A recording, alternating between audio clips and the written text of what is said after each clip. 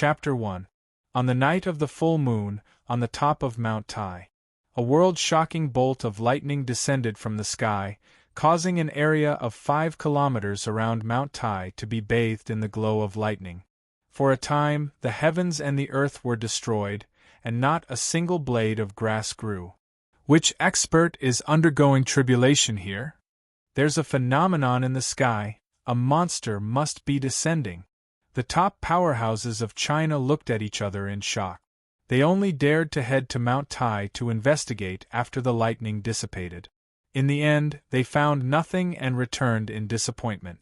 What no one knew was that 3 days after the spectacle of Mount Tai disappeared, Tianan City, Jinyang District, a young man stood at the entrance of the district in a daze, causing the passers-by to cast sidelong glances at him. This was because the young man's clothes were ragged and his hair was disheveled, as if he was a savage that had walked out from the mountains. 5 years. Jinyang District, I Yi Chen, am finally back. Yi Chen watched the familiar yet unfamiliar scene before him quietly. His body trembled lightly, and he seemed to be sad yet happy at the same time. However, he ignored the strange looks on the passers-by's faces. No one could understand what he was feeling right now. 5 years ago, he was tied up and sunk into the Surge River. He thought he would definitely die. Who would have thought that he would merge with a magical bottle at the bottom of the river? When he woke up, Yi Chen realized that he had traveled to a cultivation world where demons and immortals roamed. With this bottle, Yi Chen spent 3,000 years cultivating from a mere mortal to the unparalleled Immortal Venerable stage. He was known as the Mad Southern Immortal Venerable and founded the Eastern Heavenly Court. He was known as the Heavenly Emperor Yi by all clans. In 3,000 years, he had trampled on the geniuses of all clans and conquered everything in the universe. However, he did not expect to be betrayed by his most trusted disciple, Yuan. In order to seize the position of the Heavenly Emperor, Yuan joined forces with the Demon Realm, Devil Realm, and Buddha Realm to invade. That battle was unusually fierce. Yi Chen shattered the Emperor armament, the Heavenly Emperor sword, and shattered the Tier 9 immortal artifact, the Night Demon battle armor. In the end, he was thrown into the Void Rift. This spatial rift led to Earth. 3 days ago, Yi Chen had woken up on Mount Tai. However, his shocking cultivation base had long disappeared and his physical body was on the verge of shattering. If it were not for his special cultivation method, his recovery would not have been so fast. Meanwhile, Yi Chen found out that he had disappeared for 5 years. He had parents in this world, and he even had a beautiful girlfriend. He wondered how his parents were doing. And her, Su Yuhan. 5 years had passed. Was she still? Yi Chen took a deep breath in and walked into the neighborhood after calming himself down. The Jinyang district used to be a village in the city. 5 years ago, a thermal power plant was being built. The residents nearby were compensated with either money or houses. Yi Chen's family got a house too. Soon, Yi Chen arrived at his house based on his memory. He saw a hunchbacked middle-aged lady with white hair sweeping the floor at the door from far away. Yi Chen stopped less than 10 meters away from her. His voice was extremely hoarse. "Mom," the middle-aged lady lifted her head to look at Yi Chen by instinct. She was stunned at first, then the broom in her hand fell to the ground with a thud. She rubbed her eyes in disbelief. "El Xiaochen?" It was Yi Chen's mother, Wu Lan. Plop! Yi Chen knelt hard in the water and knelt toward Wu Lan one step after another. He felt like crying. "Mom, I've been unfilial. I've made you guys worry about me for 5 years. As the saying goes, when one's parents are around, one doesn't travel far." He could imagine how anxious and worried his parents must have been during the 5 years he had disappeared. "Xiaochen, why are you only home now?" Wu Lan recognized Yi Chen too. The mother and daughter hugged each other and cried, "You silly child. You didn't even call us when you went somewhere. We didn't even see your body. Do you know how sad your father and I have been all these years?" "Mom, I've gone somewhere far away. I can't contact you guys, but there's not a day that goes by that I don't miss you guys, Yi Chen said with teary eyes. It's great that you're back. It's great that you're back. Let's not talk about the past. Let's go in. I'll call your dad now. He'll be happy to know that. Wulan wiped her tears and dragged Yi Chen into her house. She then called Yi Chen's father to tell him the good news. Yi Chen looked around the house quietly. At that moment, a little girl who was 4 or 5 years old ran into the house and cried, "Grandma, Xiaohu from next door bullied me again." The little girl had 2 braids on her head, revealing her arms that looked like lotus root. Her long eyelashes could not stop fluttering. She looked like an exquisite porcelain doll from far away. However, her cheeks were puffed at the moment. She looked like she was wronged. "Grandma?" Yi Chen was stunned at first. He then looked at the little girl in disbelief. "Grandma, she's mine." Only then did the little girl notice Yi Chen. She hid behind Wu Lan by instinct after she stopped crying. She peeped at him with her head out of fear. Yi Chen looked at Wu Lan immediately.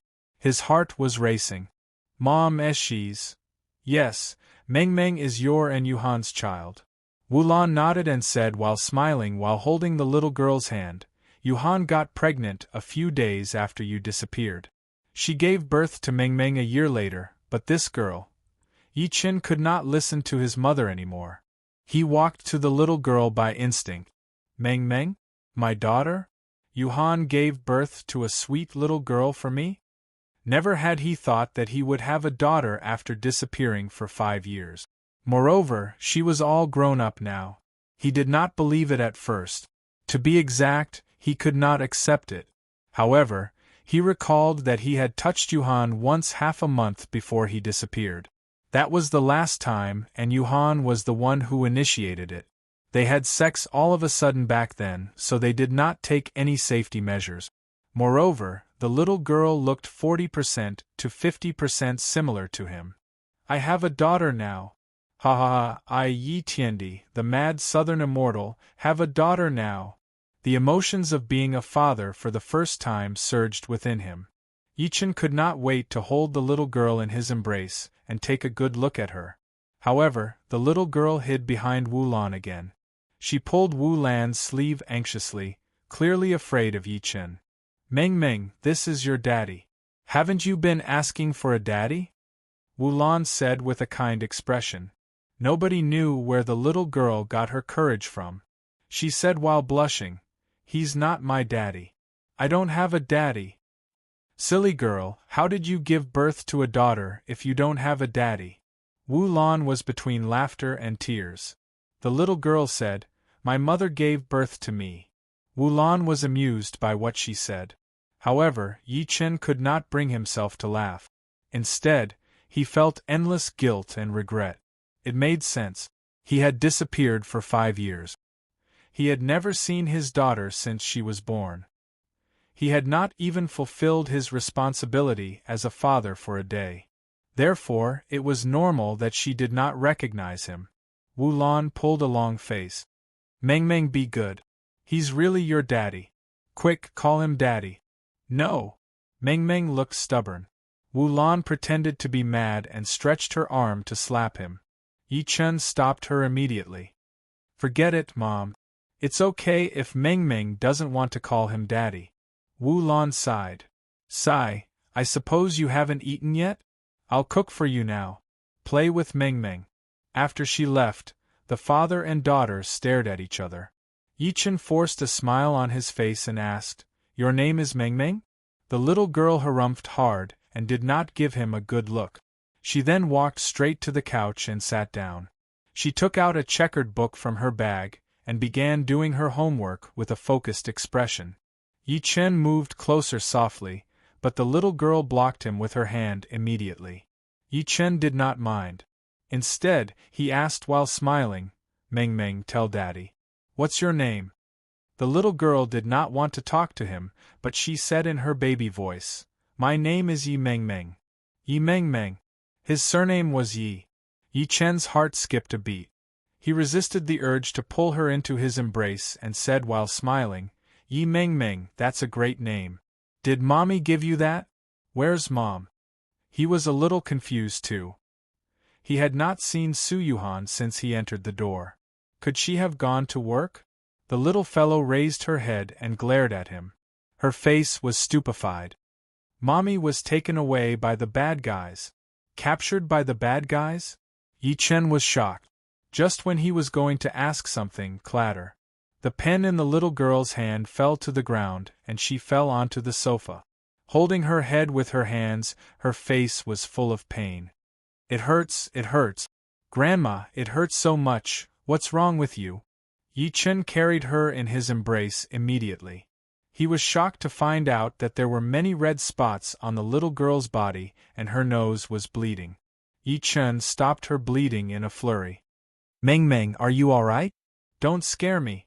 Wu Lan came out of the kitchen wearing an apron. After seeing this scene, she hurriedly took out a bottle of medicine from the cabinet and poured a few pills for her to eat. Meng Meng's condition was alleviated. Yi Chen felt terrible looking at the little girl who had passed out. Mom, what happened to Meng Meng? He had finally seen his daughter, so he really did not want anything to happen to her. Wu Lan sighed and said in a sobbing tone, Meng Meng has leukemia? Buzz. Yi Chen's head exploded. Chapter 2. Leukemia was a type of hematopoietic stem cell malignant cloning disease. It was known as an incurable disease a few years ago. Chinese medicine defined it as blockage of the 5 meridians, stagnation of blood, and invasion of cancer in the bones. Although the medical technology was advanced and it could be cured through chemotherapy and bone marrow transplant, the chemotherapy process was extremely painful. A bone marrow transplant could easily cost 300,000 to 500,000 yuan. To Yi Chen's parents, 300,000 to 500,000 yuan was equivalent to their lifetime savings. Mom, when did this happen? Yi Chen asked after taking a deep breath in. He had just seen his daughter when he heard such a terrible news. Wu Lan covered her face as tears rolled down her cheeks. In the 4th year after you disappeared, when Meng Meng was 3, she suddenly had a fever and a nosebleed. Your dad and I brought her to the hospital for a checkup, and we found out that it was leukemia. We went to countless hospitals, but Meng Meng's condition couldn't be controlled. Instead, it was getting worse. The doctor said we would either have a bone marrow transplant or chemotherapy. Both of these paths would take our lives. Meng Meng was so young, so how could she endure the pain of chemotherapy? However, a bone marrow transplant would cost hundreds of thousands of yuan. Your dad and I really couldn't do anything about it. Since we had no choice, your dad and I could only treat her condition with medicine temporarily. The medicine alone costs 1,000 yuan.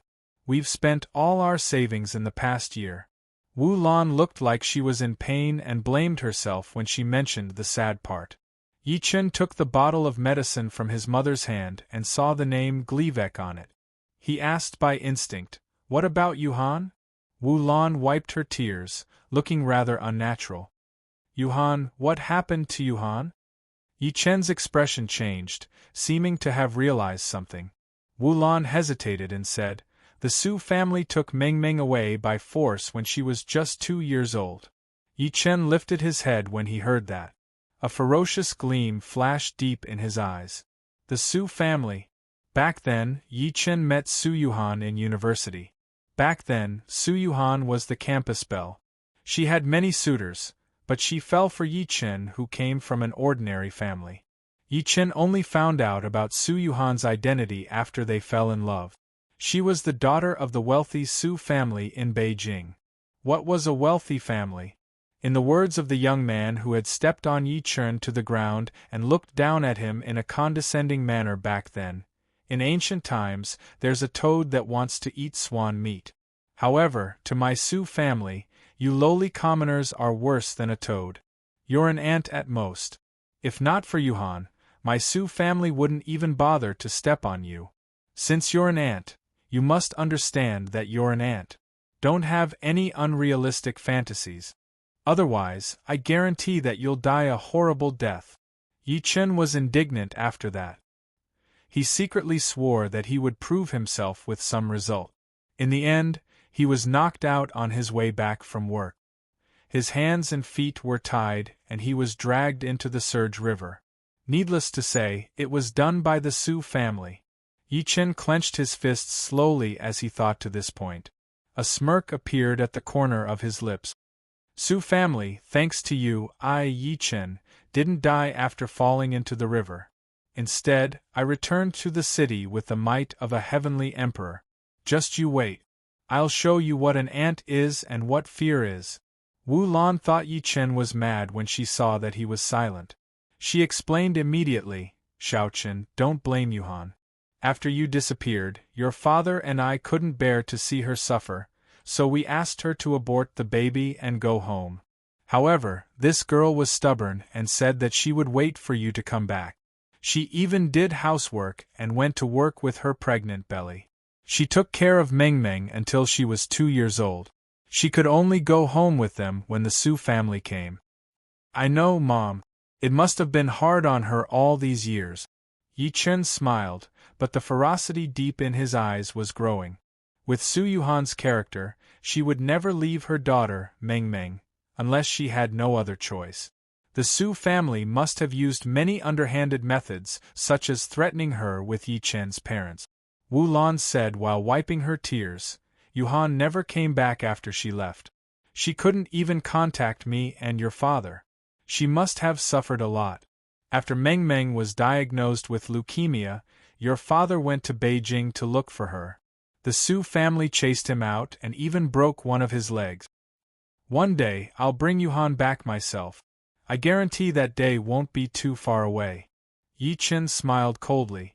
The rage within him had risen to its peak. How could the Su family let Su Yuhan know that Meng Meng had leukemia? Otherwise, she would definitely go crazy over it.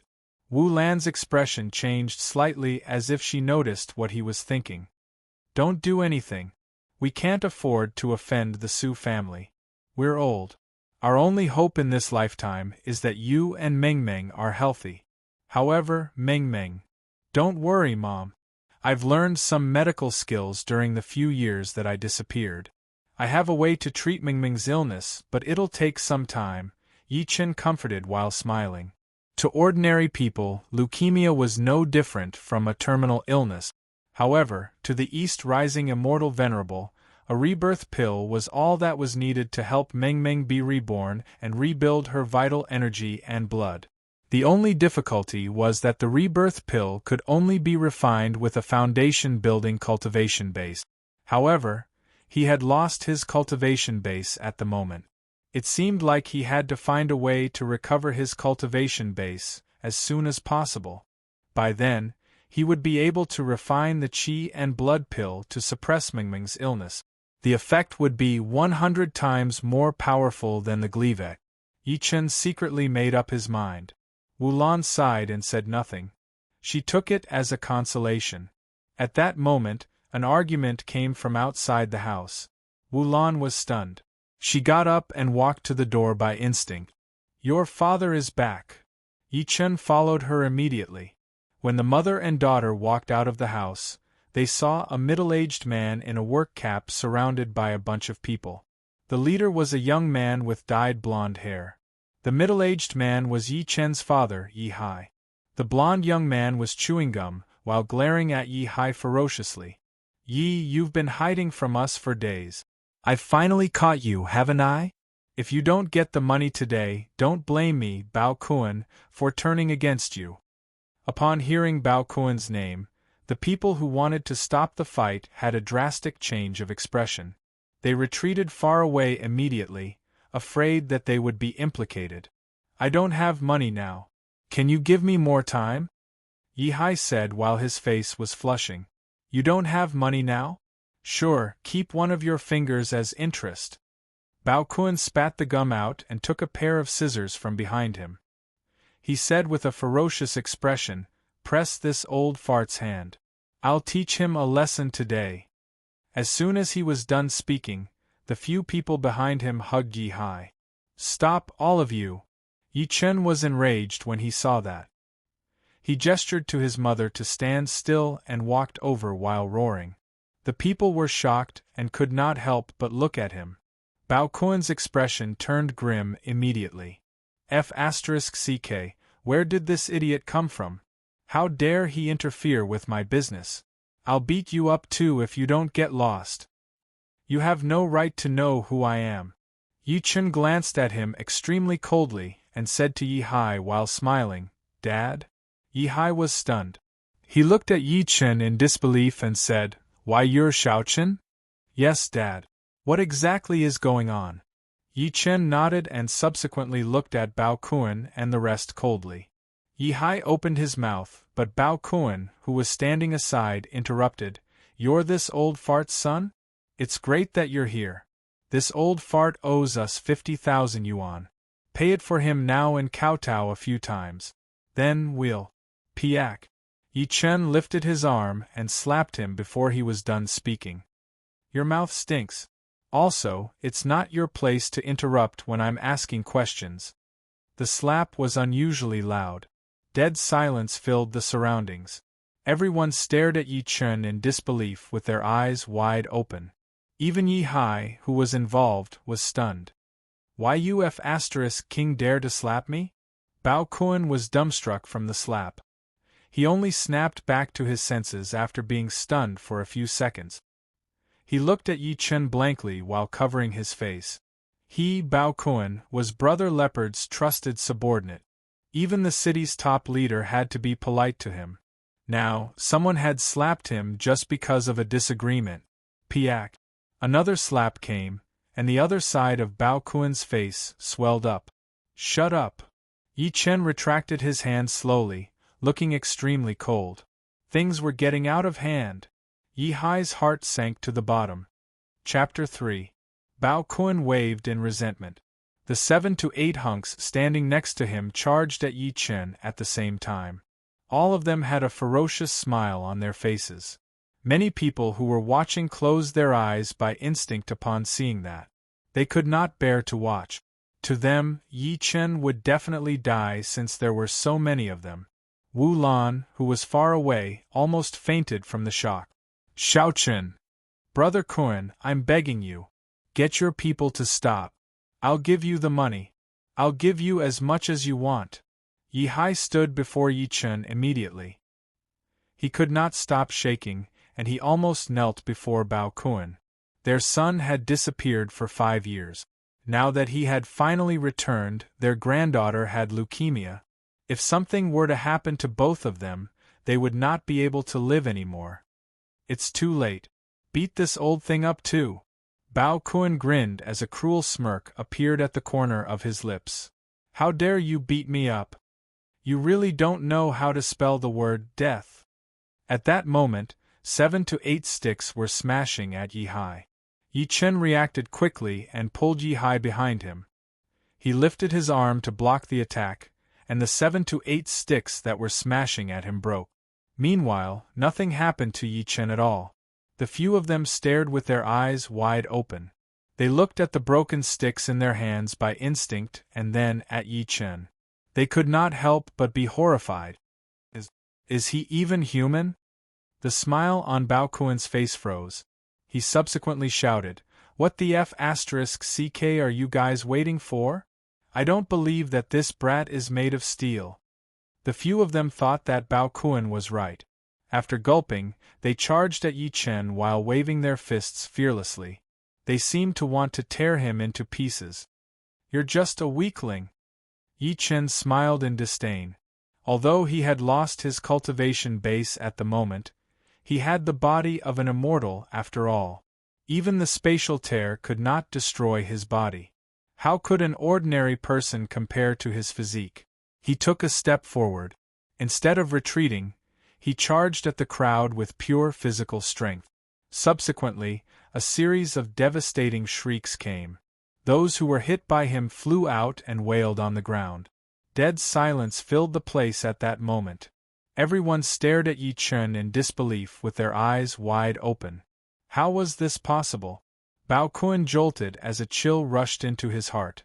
Subsequently, he seemed to have thought of something as a ferocious expression flashed across his face. He stretched his arm out and took out a dagger to stab at Yi Chen. Go to hell. Yi Chen kicked, and Bao Kun knelt hard onto the ground like a shrimp. Subsequently, Yi Chen grabbed his neck with one hand and lifted him into the air. He looked cold. Do you know how to spell the word death? I'm Brother Leopard, Lin Tai's man. Why you won't have a good ending if you dare to touch me. Bao Kun kicked his legs in the air, his face turning the color of a pig's liver. At this moment, the feeling of death surged into his heart, and he finally began to feel fear. Because the young man in front of him was looking at him with eyes full of killing intent. The crowd gasped when they heard the name Brother Leopard, Lin Tai. It was because Lin Tai was the underground king of Tianan City. He was ruthless and had a powerful background. Even the higher-ups could not do anything to him, let alone ordinary people like them. Xiaochen, let him go now. Don't act rashly. Yi Hai's expression changed as he stomped his feet immediately. Bao Kun's hopeless heart lit up with hope again. Subsequently, it turned into a ferocious grin. He was grinning recklessly even when Yi Chen was choking him. They were scared. The father and son were scared. So what if you're good at fighting? You have to kneel as soon as you hear Brother Leopard's name. Mockery appeared at the corner of Yi Chen's lips. You're Lin Tai, right? Sure, I'll spare your life today. However, you have to pay for what you've done. I'll break one of your arms as punishment. As soon as he was done speaking, a crack was heard. Bao Kun fell onto the ground and shrieked while holding his right arm. Ah, and my arm is broken. My arm is broken. The reason why I'm sparing your life is that I want you to go back and tell Lin Tai that he'll apologize to me before the sky turns dark. Otherwise, he'll have to bear the consequences. Yi Chen looked at him in a condescending manner without any emotion. Get lost.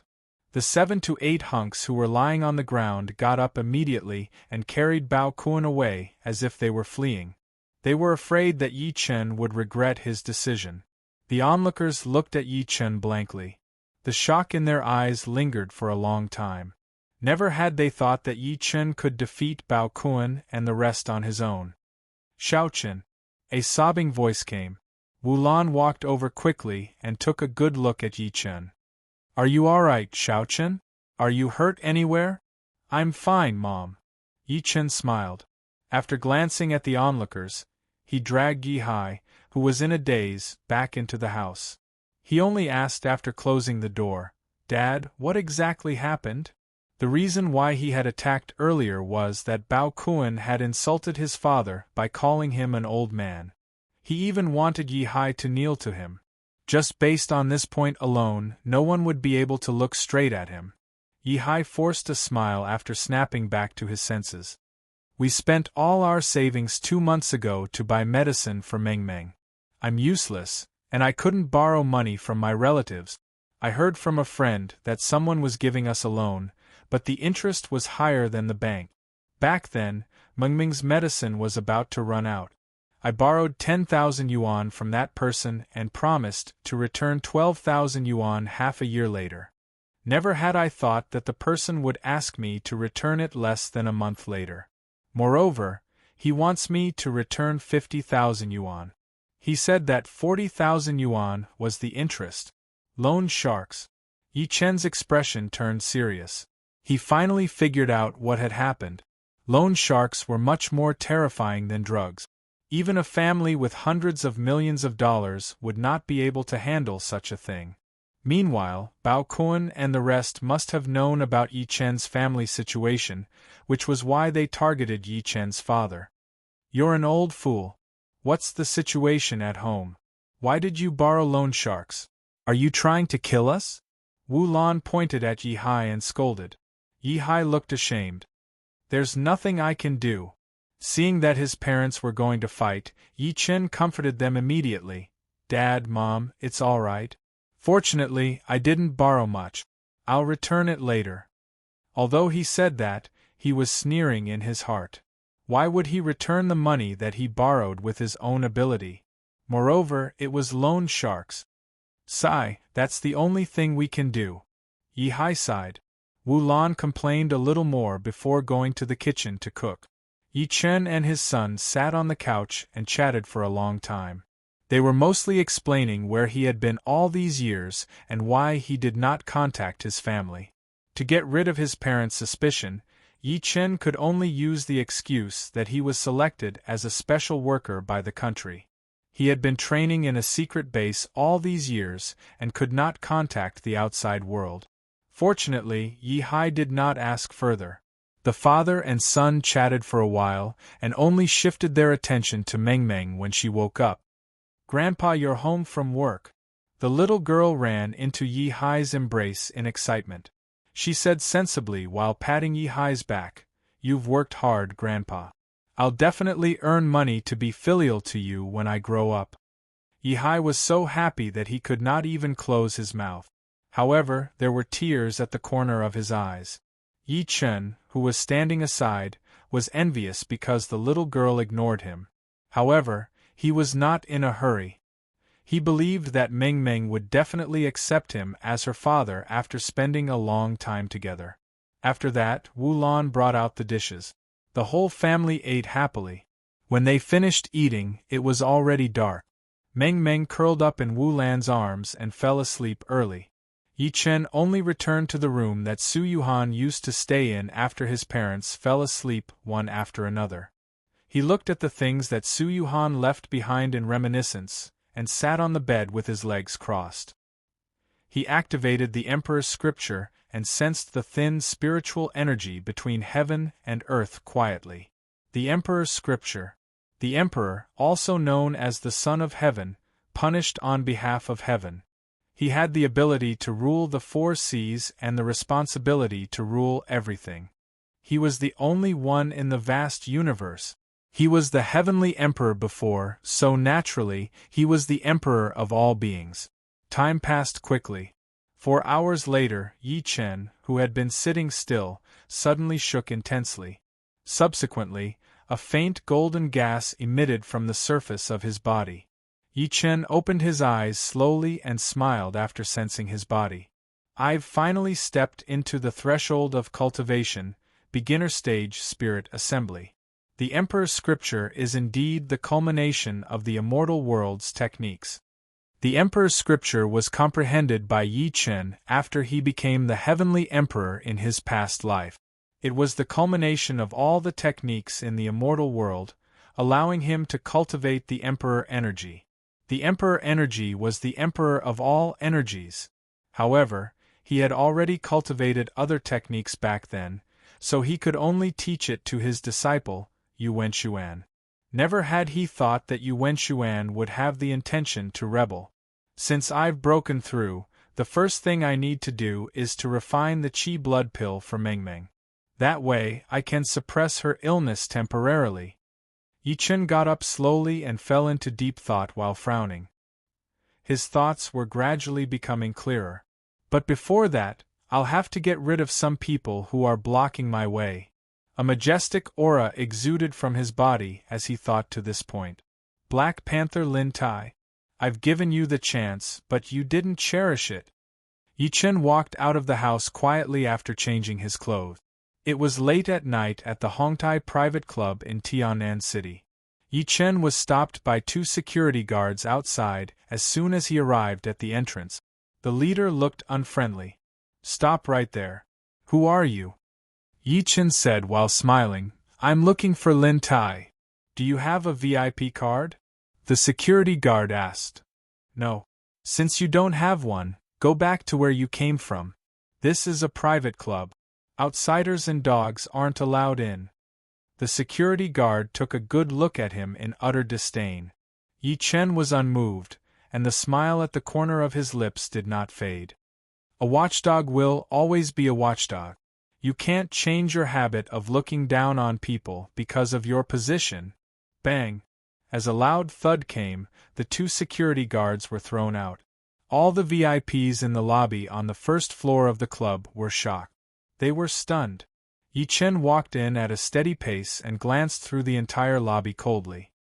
His voice was loud and resonated in every corner. Chapter 4. Everyone in the lounge was dumbstruck. They looked at Yi Chen, who was walking over slowly in shock. How arrogant! A word appeared in everyone's mind. What an arrogant young man!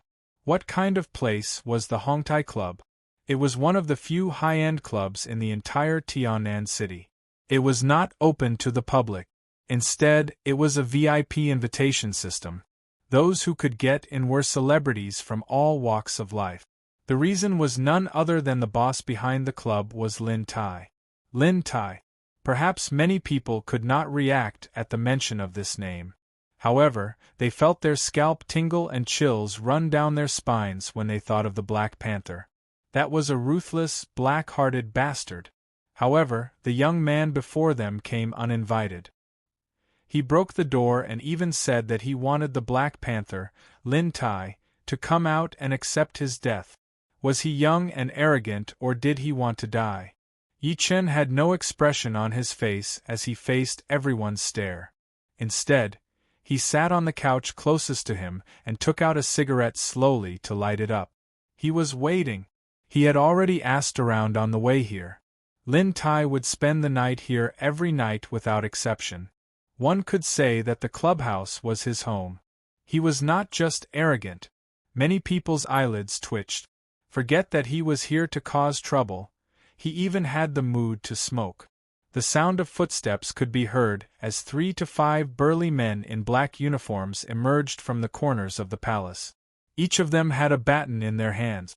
The leader was a young man in a suit. He looked extremely ruthless. The security guards were here. There was going to be a show to watch. The guests who were watching were elated. They looked interested. The young man in the suit waved hard. Kill him and feed him to the dogs. Those who were in this business would not waste time talking nonsense. As soon as he was done speaking, more than 10 hunks charged while waving their batons. Their bodies were neat, and their steps were steady and powerful. Clearly, they had been professionally trained. Yi Chen stood up slowly and flicked the cigarette ash away. He flicked his finger when those people were approaching him.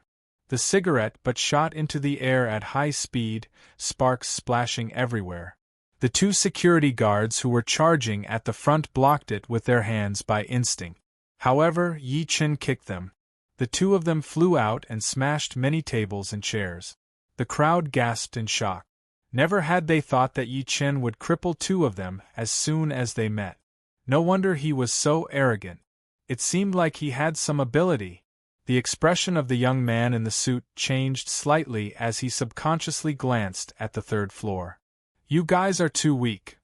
Yi Chen shook his head lightly and charged at the dozen or so people who were charging at him. He performed the most basic gravity method in the cultivation world.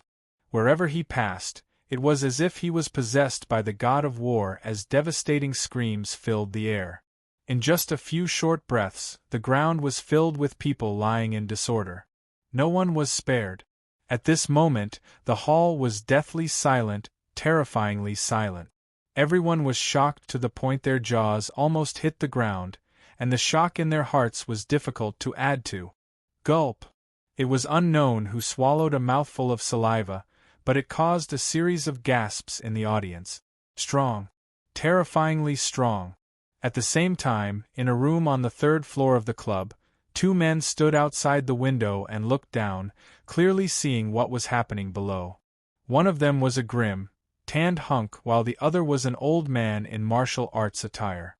The old man was approximately 40 to 50 years old, but his eyes were bright and he had an extraordinary aura. The tanned hunk stared at Yi Chen below with a grim expression. I've never offended him, but this man is extremely arrogant. Does he really think that I'm nobody? Very well. Is it because I can't wield my saber anymore, or is the person outside arrogant? Intense killing intent flashed through his body. Subsequently, he took out his walkie-talkie to call for help. Wait. The old man in martial arts attire next to him suddenly stopped him and said while thinking, Director Lin, I'm afraid this man is an ancient martial artist. It's useless no matter how many people you send. The tanned hunk's expression changed immediately. Master Wu, what should we do? Although Lin Tai was a tyrant who was not afraid of high officials or rich people, he knew that there were many people who were above him in this world. They were ancient martial artists. For example, the old man before him, Wu Changchun. Wu Changchun smiled calmly. Don't panic. Judging from his young age and his aura, I don't think his cultivation base is that high. Stay here and make me a cup of hot tea. I'll be right back. Thank you, Master Wu. I'll reward you handsomely after this. Lin Tai was over the moon. Wu Changchun shook his head lightly and left calmly, as if he was taking a stroll in the park. No wonder you're an expert, Master Wu. His aura affected Lin Tai's emotions. He lifted his head to look at Yi Chen below after complimenting him from the bottom of his heart. His eyes were sharp. Brat, I don't care who you are. Since you dare to mess with my territory, don't you dare to leave. Downstairs, Yi Chen suddenly felt a chill coming from behind him after kicking the young man in a suit who was charging at him. He turned his head to look by instinct. He saw an old man in black martial arts attire walking over slowly from the staircase. The old man's footsteps were neither fast nor slow, but he gave off a great pressure. It's Master Wu Changchun from the Qingyang Martial Arts Dojo. Someone in the crowd cried out in surprise when they saw the person who had arrived. Another person seemed to have recalled something upon hearing that. Shock filled his face. What? I can't believe he's here too. Who exactly is this Master Wu that you guys are talking about? Someone was confused. Master Wu is the person in charge of the most popular martial arts dojo in Tianan City. I heard that he's a descendant of Wing Chun and has mastered the true teachings of Wing Chun. I saw with my own eyes that he punched through the wooden dummy because he overexerted himself when he was demonstrating to the students. The people were shocked to hear that. They could not help but look at Yi Chen. A real expert is here. Let's see what you're going to do now. Yi Chen glanced at Wu Changchun while squinting slightly. A smirk appeared at the corner of his lips. He's quite capable. He's so calm. Wu Changchun was secretly surprised by Yi Chen's calmness. He said while smiling, "Little brother, I'm Wu Changchun from the Qingyang Martial Arts Dojo. I wonder if there's any misunderstanding between you and Director Lin. Can you do me a favor and sit down to talk?" The people could not help but nod when they heard that. No matter what, Master Wu deserved to be called an expert based on his magnanimity alone. Yi Chen lit a cigarette and took a puff as if he did not hear him. Wu Changchun frowned. Just when he was going to speak, he saw Yi Chen blow a puff of smoke at him. He scoffed, "Do you a favor? Who do you think you are? A person who would advise you to be magnanimous without understanding the situation, or ask you to give him face. You should stay away from this kind of person, because when lightning strikes him, you will be implicated." The crowd was stunned as soon as he was done speaking. Everyone was dumbfounded, thinking that they had misheard. "Can you not be so arrogant?" Lin Tai, who was on the third floor, could not help but scoff when he heard that. Young people nowadays are so hard to understand. Isn't it good to be alive? Wu Changchun's face turned pale. He was enraged. Chapter 5. As soon as he was done speaking, the temperature in the hall seemed to have dropped by tens of degrees. Everyone's hearts were in their throats. Master Wu, who was an expert in Wing Chun, was enraged. "Young man, don't overestimate yourself just because you're capable. Consider it a blessing that you've cultivated in your past life to be able to die under my Wing Chun today." Wu Changchun laughed out of rage. Subsequently, he disappeared from where he was in a flash. He arrived before Yi Chen within the blink of an eye like a specter. Subsequently, he threw a Wing Chun punch at Yi Chen's chest. The shadow of his fist was as fast as lightning, so fast that it was unpredictable. There was even a faint explosion sound coming from the air around. "Die for me. What a fast speed. What a fast punch." The people were shocked. Before this, Master Wu could punch through the wooden dummy with a single punch. If this punch landed on a person's body, that person's internal organs would probably be shattered, right? Lin Tai, who was on the third floor, grinned cruelly. Let's fight to the death. Yi Chen shook his head lightly as he faced Wu Changchun's punch. Subsequently, he stretched his arm out. You're not retreating? You're seeking death. Disdain flashed through Wu Changchun's face. He did not slow down his punch. However, his expression changed drastically in the next second because he was shocked to find out that his fist was covered. It was covered by a hand. The hand was like a lingering ocean that absorbed all of his strength. He could not move forward at all, and he could not even pull his fist back. Gasp! A series of screams exploded at the scene. Everyone rubbed their eyes and looked at the scene in front of them in shock. The smile on Lin Tai's face froze. He stood up from his chair and watched what happened below in shock. How is that possible? Yi Chen enunciated word for word as he looked at Wu Changchun, who was flushing from holding his breath. Wing Chun? I think it's embroidery fist. That's all there is to it. That's all there is to it. Wu Changchun was enraged and embarrassed. He wanted to throw another punch by instinct. Piak! A big hand slapped his face hard. He saw stars and flew out directly, smashing the windows and doors on the first floor. No one knew if he was dead or alive. An extremely cold voice was then heard. How dare you embarrass yourself with that? Go back and study for a few more years. The surroundings were completely silent. No one dared to make the slightest sound. Everyone was staring blankly at the thin and ordinary-looking young man. From the moment this person entered the room until now, he had shocked them again and again. Even the famous Master Wu was like a baby in his hand. He was defeated in one move without the slightest ability to fight back. Lin Tai's face twitched hard. There was dead silence. He did not expect Master Wu, whom he respected, to be defeated. Moreover, he was defeated within a single move. A bone-piercing chill quietly surged into his heart. Thousands of thoughts flashed through his mind, but a cold voice came to his ears. Lin Tai, I'll give you a chance to come out and end this. Otherwise, this place will be razed to the ground today. Lin Tai gulped and walked downstairs with a heavy heart after getting rid of the thought in his head. He thought about shooting, but he dared not take the risk. Yi Chen sat down and lit a cigarette for himself. His eyes flickered a few times as he looked at Lin Tai, who was being escorted by his underlings. He said, Do you know what you've done? Lin Tai was much calmer now that things had come to this. He clasped his fists at Yi Chen after waving his hand to signal his underlings to leave. I've no idea how I've offended you, sir. If I did, I hope that you'll tell me. Even if I'm going to die, I want to know what I've done. Yi Chen took a good look at him and said while frowning, You gave my parents a high-interest loan and threatened to chop my hand off just because of a disagreement. Tell me, have you offended me? Did that happen? Lin Tai lifted his head to look at Yi Chen in confusion. I've absolutely no idea about that. I've never done that.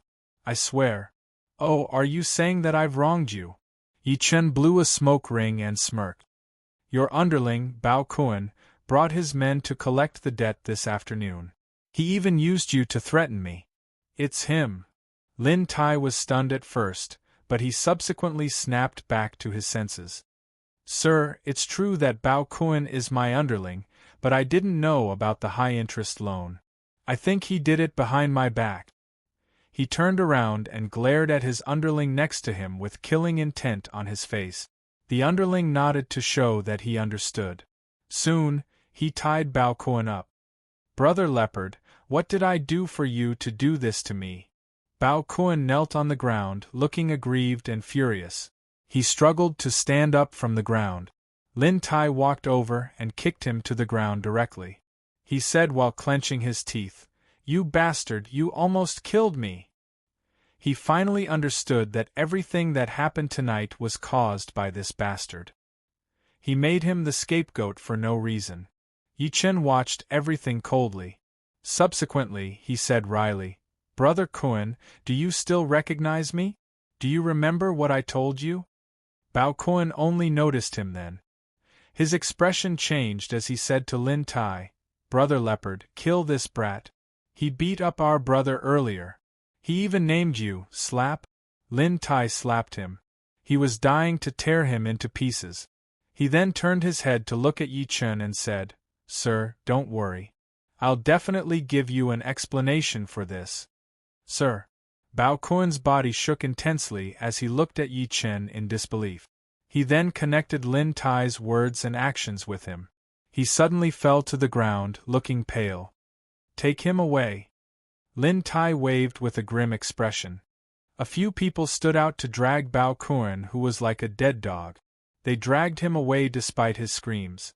Lin Tai said while wiping his sweat after everything was done, "Sir, do you think you're satisfied with what I've done? What if I say you're not satisfied?"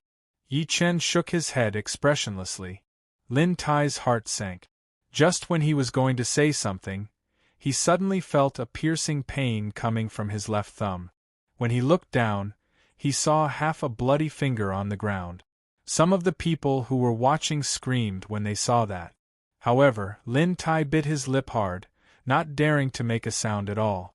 Yi Chen spoke slowly without any emotion in his voice. "I've broken one of your fingers as a punishment. Are you satisfied?" He did not think that he was bullying people. If he had not been there earlier, would his father, Yi Hai's, finger really have been chopped off? He borrowed 10,000 yuan and returned 50,000 yuan? How was Yi Hai going to repay his father when his daughter, Meng Meng, needed money for her illness? If he chopped off his finger the first time, what would he chop off the second time? Although Bao Kuan got what he deserved, it was all because of Lin Tai's lack of discipline. Yi Chen was being extra merciful by only chopping off one of his fingers instead of killing him. "I'm satisfied. I'm satisfied." Lin Tai held his left hand that was bleeding nonstop. His face was extremely pale. "I'm responsible for this too. Sir, you've only chopped off one of my fingers. That's the biggest mercy you can give me." He was a meter away from Yi Chen, but his finger was chopped off for no reason as soon as Yi Chen was done speaking. How could he not be satisfied facing such a technique? Compared to the shock of the soul, what was the pain of the physical body worth? Yi Chen nodded and got up to walk to the door. "You can try to take revenge on me if you're not satisfied. I, Yi Chen, will fight you anytime." "No, no." Lin Tai could not stop shaking his head. The people in the club had complicated expressions on their faces as they watched Yi Chen leave.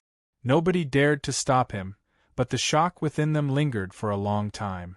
There was such a person in Tianan City. Things were going to change. Lin Tai was panting heavily as he calmed down from the shock. One of his underlings walked up and said with a ferocious look on his face, "Brother Leopard, should we get someone?" Lin Tai lifted his hand and slapped him. He said while clenching his teeth, "Idiot, don't drag me into this if you want to die. From now on, nobody is allowed to offend this person. Even if we can't be friends with such a person, we can't be enemies with him." It was already past 2 in the morning when Yi Chen returned home. After feeling his parents even breathing, he took a shower and began cultivating while sitting cross-legged on the bed. Yi Chen only stopped cultivating and walked out of his room when the rooster crowed. Wu Lan said in surprise, "Why are you up so early? Go back and sleep. I'll wake you up when breakfast is ready." "Mom, I'm not sleepy." Yi Chen smiled and looked at his parents' room by instinct. "How's Meng Meng?" His daughter would always be his biggest concern. Yi Hai yawned and said, "She's sleeping soundly. It's just that this girl likes to kick her blanket. Your mom has to tuck her in a couple of times a night." Yi Chen walked into his parents' room after a moment of hesitation. He picked up Meng Meng softly and looked at her sleeping face quietly. The little girl did not like her father when she was awake. Therefore, he could only hug her and look at her secretly when she was asleep. Yi Chen's face was filled with love. The feeling of blood being thicker than water made him feel emotional. "Your nose is like mine, and your eyes are like your mother's. Especially your eyelashes, they're exactly the same as your mother's." "Meng Meng." It'd be great if you could call me Daddy. The little girl turned around and mumbled in her sleep. Yi Chen held his head down and kissed the little girl's little face. He placed his hand on her little hand and nurtured her body with his spiritual power. A few seconds later, the smile on Yi Chen's face froze. It was replaced by a monstrous, killing intent. The Su family is great. Great. Chapter 6. At the same time, in Beijing, the capital of China. Within a luxurious manor, two handsome young men sat facing each other, and each of them had a graceful and charming young woman nestled in their arms. They were extremely bashful, and they seemed as if they wanted to refuse yet welcome each other. If Yi Chen were here at the moment, he would have realized that the young man sitting below was the man who had stepped on him back then, looking down at him in an extremely arrogant manner. Su Tao. Meanwhile, the young man sitting above had a mustache. There was a faint smile at the corner of his lips, adding a hint of maturity to his already handsome face. The bearded young man gave Su Tao a strange look. Subsequently, he touched the lady's thigh in his embrace and said while smiling elegantly, "All right, you guys can leave now." After everyone left, the bearded young man took a sip of red wine and said while swirling the liquid in the glass softly, "How's the one in your family now? How else can she be?" Su Tao's face instantly sank, and he gritted his teeth as he said, "This bitch has been staying in her room all day since she came back, and she refuses to see anyone. This is good as well, lest she goes out and does some immoral things to bring shame to our Su family." The bearded young man frowned when he heard that. "She hasn't given up?" "Something like that." Su Tao nodded and said regretfully, "If I had known that this would happen, I wouldn't have gotten someone to throw that brat into the river back then. I should have killed that brat right in front of that B*TC. At least, I could have left a body and ended her hope." Su Tao seemed to have recalled something as he spoke to this point. He grinned hideously and said, "But it's going to happen soon. The B** that brat left behind is dying. I got someone to inject a new virus from Southeast Asia into the B***'s body. The clinical symptoms of the virus are no different from leukemia. The B** will definitely die in less than 3 months. By then, the last bit of hope in that B***'s heart will be gone." The bearded young man's expression changed slightly. He was shocked by Su Tao's ruthlessness. Subsequently, he said while smiling, "You're willing to do that? According to seniority, that little girl is your niece." "How can a lowly person be my niece?" Su Tao scoffed. "Her existence will only bring shame to my family." The young man fell silent for a moment before he said, "I don't want to see any accidents happen, and neither does the person behind me. She must get married in 3 months. Why did he fall for my sister? You have to know that other than a pretty face, this slut is no longer innocent." Su Tao wanted to say something but hesitated. In fact, he really wanted to ask if that person liked other people's wives. Bang! The bearded young man slammed the wine glass on the table and said with a dark expression, "Don't ask what you shouldn't ask. Just mind your own business. Understood?" Tianan City, Jinyang District. Yi Chen carried his daughter who was sleeping soundly. The killing intent within him was extremely dense. He had thought that his daughter was just suffering from normal leukemia. Who would have thought that when he was nourishing his daughter's body, he would discover a lot of strange toxins accumulated in her body. These toxins were like maggots that were sucking his daughter's qi and blood, and even devouring his daughter's bone marrow. If this went on, his daughter Meng Meng's life would be in danger in less than 3 months. The first thing he thought of was the Su family. There was no why. It was whatever Yi Chen thought. "Haha, I'm afraid I'll have to disappoint you guys, Su family. No matter how smart you guys are, you won't know that my life has changed." Yi Chen smiled instead of being mad. He stretched his arm out and thumped his chest. A drop of golden blood dripped from the corner of his lips. He flicked his finger again, and the drop of golden blood integrated into Meng Meng's body. The little girl who was sleeping had no idea that she seemed to be glowing at the moment. Her entire body was golden, and when the glow faded, her breathing became much more even. It was one of the 3 drops of blood from his heart. It was the Heavenly Emperor's blood. With this drop of Heavenly Emperor's blood, the toxins in the little girl's body could no longer invade her heart. Yi Chen would be able to remove all of the toxins for her after refining the rebirth pill. Meanwhile, Yi Chen's face turned much paler. He kissed the little girl's cheek in the end, and placed her on the bed softly. Yi Chen's eyes were extremely gentle as he caressed his daughter's face that was sleeping soundly. Meng Meng, I've let you down and I've let your mother down. Don't worry. Since I'm back, I won't allow you and your mother to be hurt. Mommy, I miss you so much. I miss you so much. His daughter turned over and pouted her lips. Yi Chen's heart ached. He lifted his eyes to look far into the sky with determination in his eyes.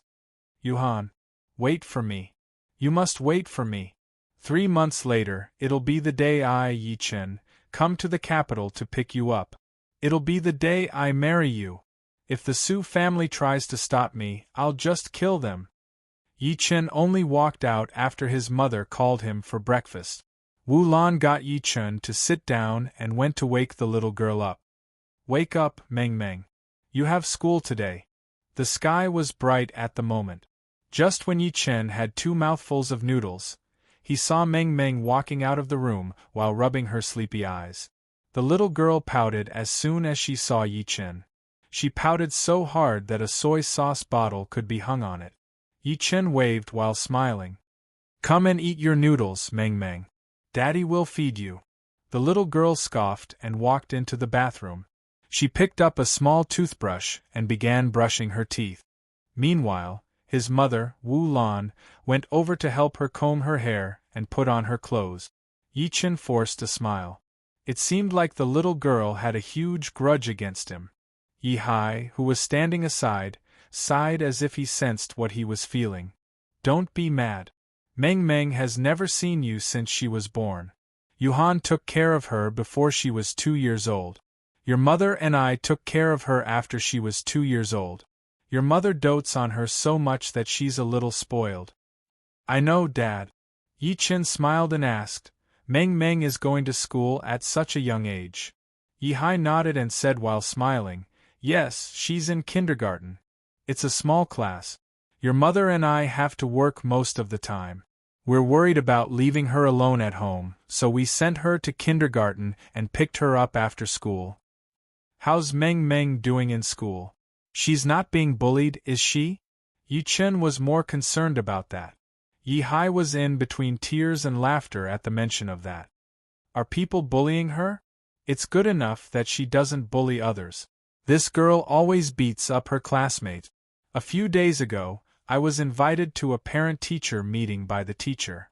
The teacher said that Meng Meng beat up a boy's nose until it bled. The boy's parents couldn't stop arguing.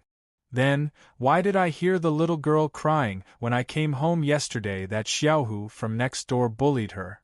Yi Chen rubbed his nose, dumbstruck. Is my daughter so violent? Did she take after her father? Yi Hai looked helpless. Xiaohu? Xiaohu is old Zhao's grandson. He's 1 year older than Meng Meng. He's a little precocious, so he always gathers his peers in the community to ostracize Meng. He even scolded Meng that she's an orphan. She cried a few times in anger. Yi Chen came to a realization at that moment. It was no wonder that the little girl had such a huge grudge against him. He had nothing against Xiaohu and the rest. After all, they were kids who knew nothing. If you have time, spend more time with Meng Meng. For example, bring her out to play or something. It'll strengthen the relationship between the two of you. Yi Hai suggested, she's a kid. She's forgetful and doesn't hold grudges. She'll be fine after a while. Yi Chen nodded to show that he understood. Soon, Wu Lan brought the little girl out of the room. She ate a few mouthfuls of breakfast unwillingly and said that she wanted to go to school. She did not like Yi Chen, her father, at all. After Wu Lan helped her carry her bag, she took her out of the house. Yi Chen was in between tears and laughter. He initially wanted to send her to school himself, but he was afraid that the little girl would hate him more. He could only suppress his urge. Chapter 7. To second uncle's house? Yi Chen failed to react at the moment. Yi Chen's second uncle, Yi Ming, was considered the most promising one in the Yi family. He was promoted to the deputy section chief of the Development Zone department at a young age, and the development zone was usually the most profitable. However, ever since second uncle got married, he became henpecked. Meanwhile, second aunt who had just married did not like Yi Chen's family. Therefore, Yi Chen rarely visited them to annoy them. Yi Hai sighed and said, "In these few years when you were not around, your second uncle was still quite concerned about you. He used his connections and friends to look for your whereabouts. Even when we were treating Meng Meng, he even secretly gave us 5,000 yen behind your second aunt's back." Yi Chen nodded upon hearing that. Indeed, what second uncle had done throughout the years deserved his gratitude. Over half an hour later, the father and son arrived at Yi Ming's house. Yi Hai walked up and knocked on the door. Soon, the door opened and a pretty face peeked out. The girl frowned. "Who are you guys?" "One, you don't know me," Yi Hai said while smiling. The girl came to a realization, and the passion on her face faded a lot. She was stunned at first when she looked at Yi Chen, who was next to Yi Hai. She seemed to have recalled something, then she said calmly, "Come in." She was Yi Ming's only daughter, Yi Wen. She was 4 years younger than Yi Chen. When Yi Chen graduated from university, Yi Wen was just a freshman. Perhaps it was because they had not seen each other for a long time, but Yi Chen could not feel any warmth from her at all. Yi Chen did not show it. After following Yi Hai in, he saw his second uncle, Yi Ming, sitting next to the stove in the living room. He seemed to be watching television. Yi Ming walked over as soon as he saw the duo. He said while smiling sincerely, "Brother, why are you here?" "I'm resting, so I thought I might as well visit you." Yi Hai smiled. Yi Ming just noticed Yi Chen, who was next to him. He rubbed his eyes and said in a testing manner, Is this Xiaochen?" "Second uncle, it's me. How have you been all these years?" Yi Chen nodded and asked in concern. "I'm doing fine, but I'm really happy to see you back. Don't just stand there. Come. Sit." Yi Ming got the father and son to sit in a friendly manner. He lifted his head and said to Yi Wen, who was going upstairs, Wen, don't you know how to serve your uncle and cousin?" "Dad, can't you see that I'm busy?" "Serve yourself." Yi Wen replied impatiently and went upstairs on her own. However, she felt a little disdainful. Uncle? Needless to say, this time he must be here to borrow money from my dad again. This kid must be here to borrow money. Yi Ming shook his head helplessly. He got up and poured a cup of hot water for Yi Chen and his son. Just when he was going to say something, footsteps came upstairs. Soon after, a middle-aged woman dressed more fashionably walked down. Perhaps it was because she had taken good care of herself, but she looked like she was in her 30s. It was Yi Chen's second. Yi Ming waved immediately and said, "Wenwen's mother, look who's here. Uncle Wen, Yi Uncle Wen, to Yi Uncle." The second aunt glared at him impatiently and scoffed, "You weren't this excited when Section Chief Zhang came to our house last time." "What are you talking about? Section Chief Zhang is an outsider. How can it be the same?" Yi Ming smiled in an honest manner. Yi Chen greeted her politely when the second aunt walked closer. "Nice to meet you, second aunt." "What's so nice about that?" "It's been a few years since I last saw you." "Where did you get rich?" the second aunt said in a sarcastic tone. Disdain flashed deep in her eyes, especially when she saw the father and son's attire. Since she was familiar with all kinds of branded goods, she could tell that the father and son were wearing cheap goods that cost tens of yuan at a glance. How dare such a person come here to borrow money to treat a dying girl? "I won't lend you a single cent. What if she dies? How are you going to pay me back?" Yi Chen smiled calmly. "I've been abroad for a few years. I can't say that I got rich. So, what do you plan to do in the future? The second aunt gave a short response and showed an expression as if she expected it. At the same time, she asked in a testing manner. Yi Chen shook his head. I haven't thought about it yet. Yi Ming, who was standing aside, said all of a sudden, Oh yeah, Wenwen's company seems to be hiring in 3 days. The salary and benefits are great. Why don't you get Wenwen to introduce you to them? Just when Yi Chen was going to reject him, Yi Hai said with joy written all over his face, Really? He was worried before his son came back, and he was still worried now that his son was back. He was worried about his son's future and how he was going to make a living. What Yi Ming said undoubtedly gave him hope. That should be possible. Wenwen is quite popular in her company. I heard that she even knows the HR leader's child. I'll get Wenwen to say something when the time comes. Yi Hai smiled. Yiwen came downstairs with her earphones on just when they were talking. She said angrily after hearing what Yi Ming said, Dad, you're giving me trouble again. Not everyone can join our company. She seemed to be saying that Yi Chen was not qualified. That's right. You know nothing, and you only know how to come up with stupid ideas. What if Wenwen loses her job because of you? The second aunt glared at him ferociously. Yi Ming did not care at all. Don't worry. I believe in Xiaochen. After all, he has his education. Why don't we do this? Xiaochen will go for the interview in 3 days. If he passes, Wenwen, talk to your colleague and get him a better position. That's great. Yi Hai agreed on behalf of Yi Chen with a smile on his face. Yi Chen smiled helplessly and did not say anything else. The second aunt looked terrible, as if she had eaten a fly. On the other hand, Yiwen was furious. She returned to her room with a cold expression after coming out of the bathroom. She opened her WeChat and sent a message in the group chat. This is so annoying. A cousin that I haven't seen for years is shameless enough to come to my house. I can't believe he's asking me to get him to work at our company. Yiwen and a few colleagues who were close to the company created the group chat. There were not many people in the group, only 5 of them. However, all of them had high statuses in the company. Soon, someone replied in the group chat, Cousin? Then you guys must be close. Yiwen typed while smiling coldly, Of course not. This cousin of mine has been studying abroad since he was young. We hardly see each other. Moreover, he disappeared for a few years and came back like a wild man. Our family is so poor that we can barely afford to eat.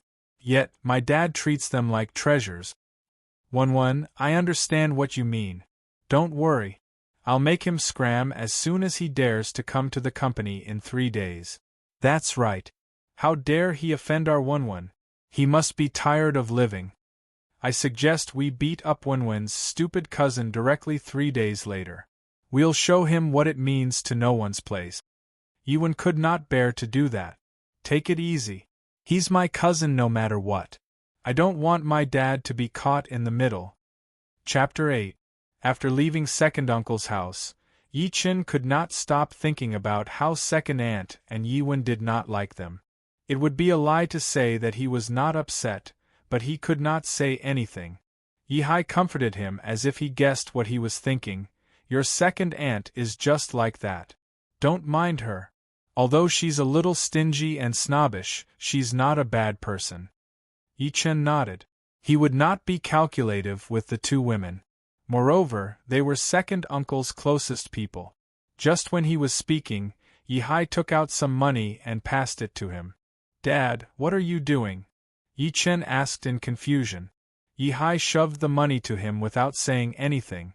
I know that you've been through a lot of hardship all these years and you haven't earned much money. Here's 1,000 yuan. Use it to buy a suit or something. If it's not enough, ask me for more. Also, you must attend the interview in 3 days. Don't let your second uncle's kindness down. Yi Chen agreed to it. He realized that his mother was home when he got home. He was worried, so he asked about his daughter's condition. Subsequently, he left the house after changing. He wandered aimlessly along the way.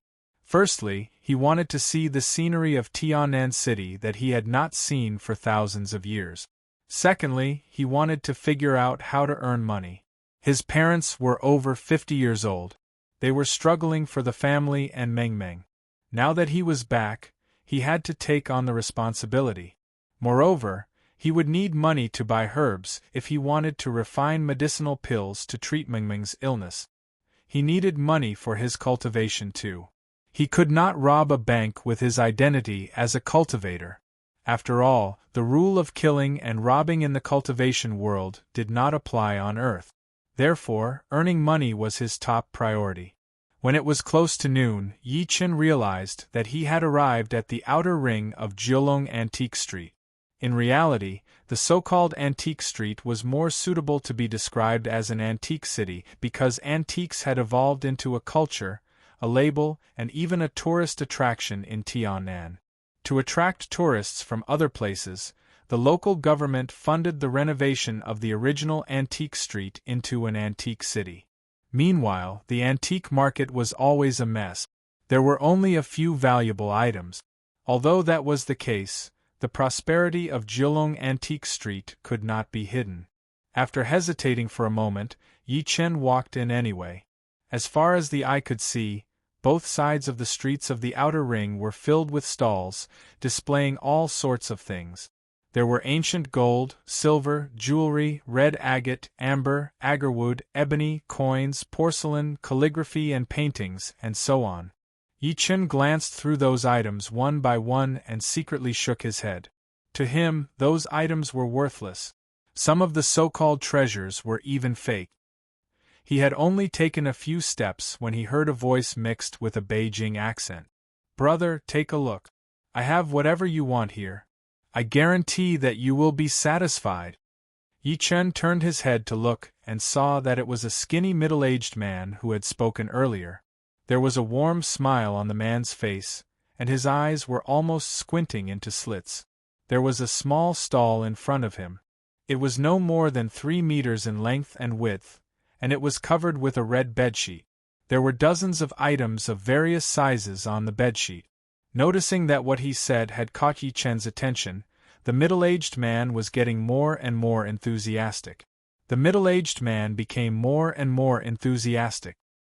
He picked up a purple sand-colored snuff bottle and boasted, "Brother, I can tell that you have an extraordinary background and are knowledgeable. You can take a look at this snuff bottle. I'm not bragging, but this was used by the Qianlong Emperor." Yi Chen took a glance at it and stretched his arm out to take the snuff bottle. He pointed at the few English letters at the bottom of the bottle and said wryly, "Didn't the Qing dynasty die a long time ago?" The few English letters were Madine China. Chen Hozi slapped his head and smiled awkwardly. "Oh, I'm so sorry. I took the wrong one. I'll get you another one." Yi Chen glanced at the items on the stall again. He smiled and turned around in an attempt to leave. However, he turned his head to look at the stall the moment he turned around. To be exact, he was looking at something on the stall. It was approximately the size of a walnut and was black. It was irregular and looked like a black lump. It was inconspicuous. However, nobody knew that there was a treasure in Yi Chen's body called the immortal drift bottle. Back when he was drowned in the river, he found the immortal drift bottle at the bottom of the river. Not only did he survive, but he even traveled to the cultivation world. With the help of the immortal drift bottle, he became an immortal in 3,000 years. Meanwhile, the immortal drift bottle only had one function. The immortal drift bottle would produce a mysterious green liquid under the moonlight every full moon. The mysterious green liquid could ripen any kind of spirit medicine. For example, it could turn a 50-year-old ginseng into a 100-year-old, 200-year-old, or even 500-year-old ginseng. Yi Chen had named it the immortal drift bottle and kept it a secret. Even his most trusted disciple, Yu Wenxuan, had no idea about it. Although Yu Wenxuan had usurped the Heavenly Emperor's position, he had no idea that the Heavenly Emperor's position was just an object to Yi Chen. The immortal drift bottle was the most important thing. The reason why Yi Chen stopped walking earlier was that he sensed the immortal drift bottle in his body shaking. It was the first time the immortal drift bottle had moved since he returned to Earth. Yi Chen bent down quietly and picked up the black lump in his hand as he thought to this point. He said expressionlessly, "How much is this? Oh, this? Just give me whatever you want," Chen Hozi said by instinct and stopped talking all of a sudden. His little eyes could not stop rolling. He grinned slyly and gave Yi Chen a thumbs up. "You're indeed an expert. I can't believe that you recognized the real treasure of the stall with just a glance." 500. Yi Chen interrupted. Cough, cough, cough. Chen Hozi could not stop coughing. He almost choked to death. "I risked my life to find this on the Mount Tai Wonder. You know about the Mount Tai Wonder, don't you? It was on the news a few days ago. It's a miracle. Something that comes out of a miracle can." In reality, he was purely ting. He had found the black lump when he was collecting trash in the countryside. He had no idea what it was. He had taken it to a few treasure pavilions later on, but the answer he got was that it was a pile of trash that was worthless. 200. The corner of Chen Hozi's lips twitched hard as he could not stop secretly cursing. He forced a tear out of his eye and said, "Brother, how is this bargaining? You're more like killing me. How about this? You can take 500. I have an 80-year-old mother and a baby waiting to be fed. Goodbye." Yi Chen put the item down and turned around to leave. "Hey, hey, hey! Don't be in such a hurry to leave." Chen Hozi stopped him immediately and pretended to look like he was in pain. "Sure, 200 it is. I've suffered a great loss this time. I'll treat it as making a friend, brother." Yi Chen took out 200 yuan from his pocket and gave it to him. Chen Hozi bent down and picked up the black lump. He put it in a plastic bag and was about to pass it to Yi Chen. At that moment, an unusually arrogant voice came from behind them. "Wait." Chapter 9. Yi Chen looked towards the source of the voice and saw a young man walking over arrogantly from 2 meters away. The young man had a handsome face, but he did not look well. He wore an Armani casual t-shirt with a pear yellow bead bracelet hanging on his left wrist. There was a dark green jade ring on his thumb. The most eye-catching thing about him was the big, long gold chain on his chest. There was a golden longevity lock at the end of the big gold chain. Meanwhile, there were 3 to 5 lackeys following behind the young man. They looked submissive and were in cahoots with each other. From afar, they looked like thugs going on patrol. "Oh my, isn't this Master Gu? It's been a few days since I've seen you." Chen Hozi was elated. He jogged to greet him immediately, smiling so widely that his face looked like a chrysanthemum. Young Master Gu grunted and said impatiently, "Chen Hozi, don't play dumb with me. Hurry up and give me that thing. I want it." But Chen Hozi looked at Yi Chen next to him and said with a troubled expression, "Master Gu, I've sold that thing to this brother." Chen Hozi knew the person in front of him very well. Not only was he rich, but he also liked to collect trinkets, especially those strange things that others could not name. Master Gu only looked at Yi Chen then. After taking a good look at him, he then looked at the plastic bag in Chen Hozi's hand. He said in slight disdain, "You haven't given me the thing, have you? How much did you sell it for?" He observed the black lump through the transparent plastic bag as he spoke. He said while squinting, "What's this? It's dry and numb. It's not round at all. I really want to eat it. 200 yuan. I risked my life to get this from the Mount Tai Wonder." Chen Hozi wanted to repeat what he said earlier by instinct. Slap. He was slapped on the face before he was done speaking. "Speak like a human." Chen Hozi's expression froze, and he was completely honest now. He said to Yi Chen, "Master Gu, to be honest, I found this in the village a few days ago. I've no idea what it is. Even the manager of the Precious Treasure Pavilion can't recognize it." He glanced at Yi Chen next to him guiltily after saying that. However, Yi Chen remained expressionless as if he did not hear anything. Not bad, not bad. I like things that experts like you can't even recognize. How about this? I'll take the 1,000 yuan. I'll study it when I get back, Master Gu said while rubbing his chin. He did not take Yi Chen seriously at all. Chen Hozi's eyes turned green. He turned his head and said to Yi Chen while grinning, "Brother, I'm sorry. Master Gu is more of a pervert, so he 1,000 yuan?" It was 5 times more than the previous price, which was equivalent to half a month's income. Yi Chen said expressionlessly, "Boss Chen, are you saying that you can go back on your word and sell what belongs to me to him because he's paying more than me?" I'm really sorry." Chen Hozi rubbed his palms and smiled awkwardly. In reality, there was something that he did not say.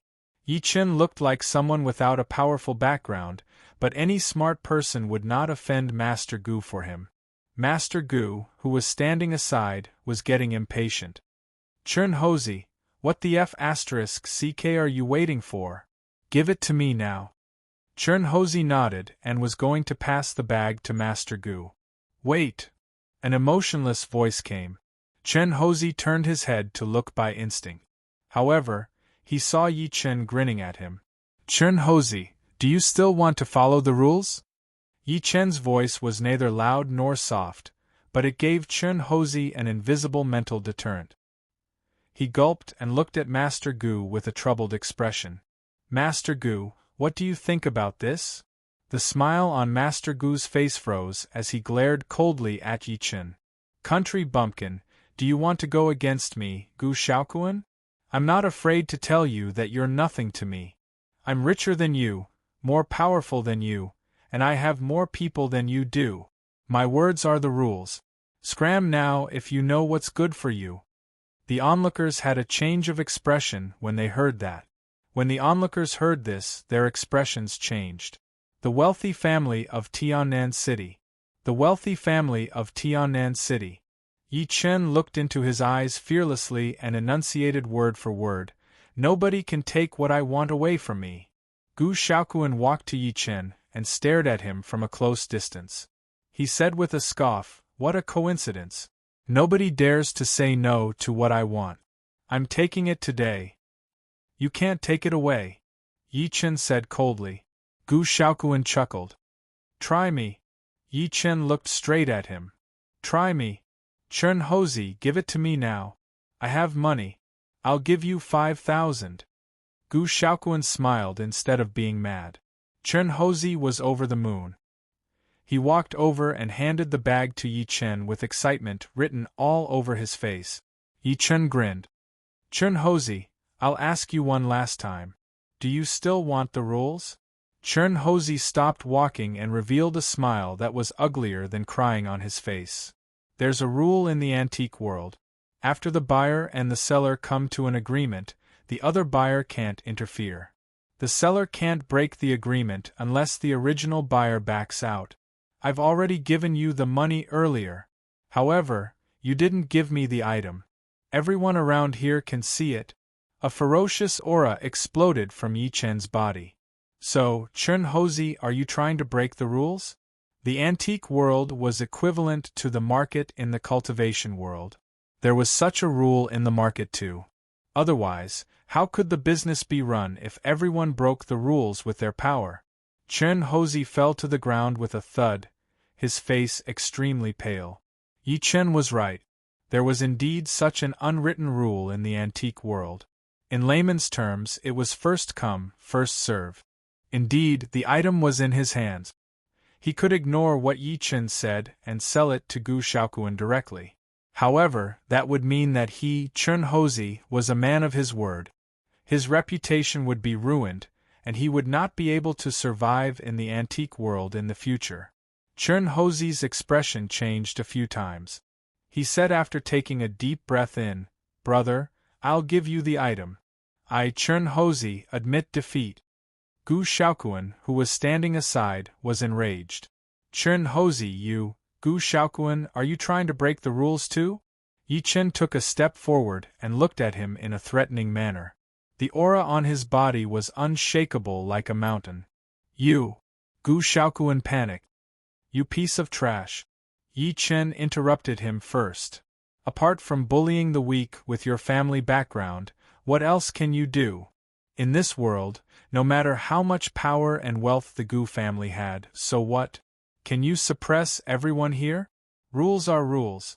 Of course, if you insist on breaking the rules, then I won't have to either, because nobody can take away what I, Yi Chen, have set my eyes on. At that moment, a ferocious gleam flashed through Yi Chen's eyes. He was extremely domineering, shocking the people around. One must know that Gu Shaoquan was the young master of the Gu family. Gu Shaoquan glared deadly at Yi Chen as his face turned pale. He was breathing heavily through his nose. That went on for approximately 10 seconds. He suddenly laughed out loud and scoffed. "Bumpkin, I know the rules better than you do. It's yours now. I can't believe that I fought a bumpkin like you over a piece of trash. Now that I think about it, it's really beneath me. Only a bumpkin like you would spend 200 yuan to buy a piece of trash that nobody would want even if I gave it to you for free.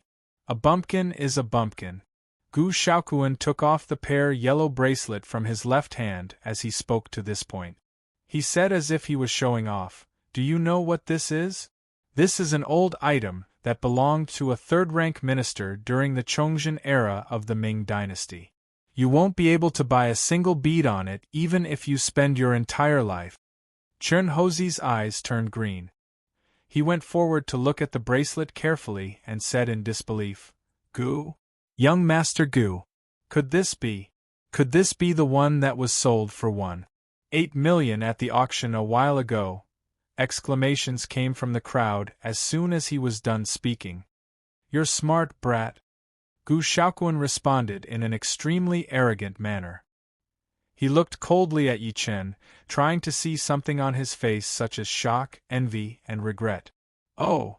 However, Yi Chen merely responded expressionlessly, "Oh!" The smile on Gu Shaoquan's face froze. He took off the thumb ring on his hand in rage and said, "This was worn by Yi Chen during the Qianlong Emperor of the Qing dynasty. Do you know how much it's worth? For 3 million yuan." The crowd gasped again. Chen Hozi's eyes were green like a wolf that had been starving for a few days. "Oh!" Gu Shaoquan was going crazy facing Yi Chen's coldness. He felt like he had punched the air. He tore the big gold necklace on his chest while his eyes were red. He kissed the longevity lock and said, "Bumpkin, I'll show you my most valuable item. This is the longevity lock that the Ming Guangzong Emperor, Zhu Chongluo, ordered the craftsman to make for the third prince, Zhu Yuji. The third prince was given the title of Prince Qi Si after his death." "Oh!" Yi Chen responded again. Gu Shaoquan shouted, You're courting death." Chapter 10. Gu Shaoquan was shocked. He looked at the longevity lock in his hand immediately and said with a scoff, "Are you saying that my longevity lock is a ferocious weapon?" Why? Yi Chen chuckled and said, "Because I can smell the corpse stench on it from far away. Because it's been worn by a dead man for over 400 years. It's been corroded by corpse water and rotten flesh. I'm not scared. Don't King scare me."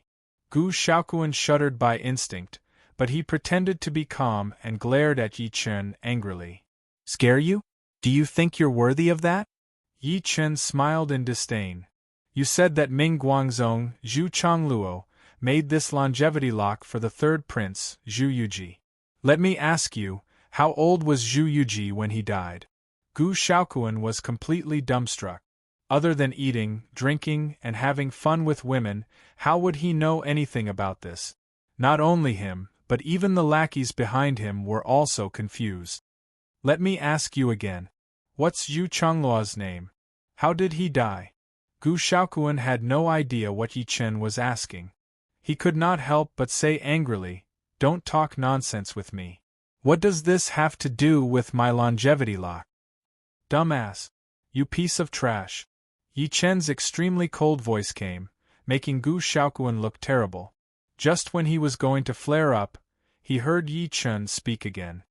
"You said that Zhu Yuji was the one who wore your longevity lock, but Zhu Yuji died when he was only 7 years old.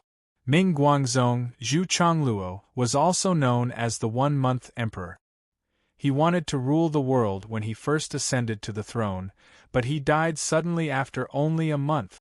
The father and son died one after another, and their resentment soared. Since the tomb was robbed and their bones were exposed in the wilderness, the resentment transformed into a resentful dragon that was absorbed by the longevity lock. However, you can't bear to part with such a ferocious weapon. You even kissed and touched it. You have no idea that the resentment has already entered your body and is slowly corroding it. If not for your ancestors' blessing, the grass on your grave would have been 15 feet tall. What right does a piece of trash like you have to shout in front of me? As Yi Chen spoke, the crowd went into an uproar. When they looked at Yi Chen again, there was a hint of admiration in their eyes. Who was this person? How did he know so much? Gu Shaoquan screamed in horror. He hurriedly threw away the golden lock in his hand and took out a tissue to wipe his hands. He wished he could wipe off a layer of skin. Who exactly are you? Gu Shaoquan glared at Yi Chen with his eyes wide open. Horror filled his face. He had lost a lot of face today. Yi Chen placed his hands behind his back and said emotionlessly, "I'm someone you can't afford to offend. Kill him for me. There is no one in Tianan City that I, Gu Shaoquan, cannot afford to offend." Gu Shaoquan immediately exploded. His entire face was as red as paint. The few lackeys shrieked in rage and charged at Yi Chen without any explanation. Chen Hozi wanted to cry, but he had no tears. Never had he thought that a worthless item would trigger such an incident.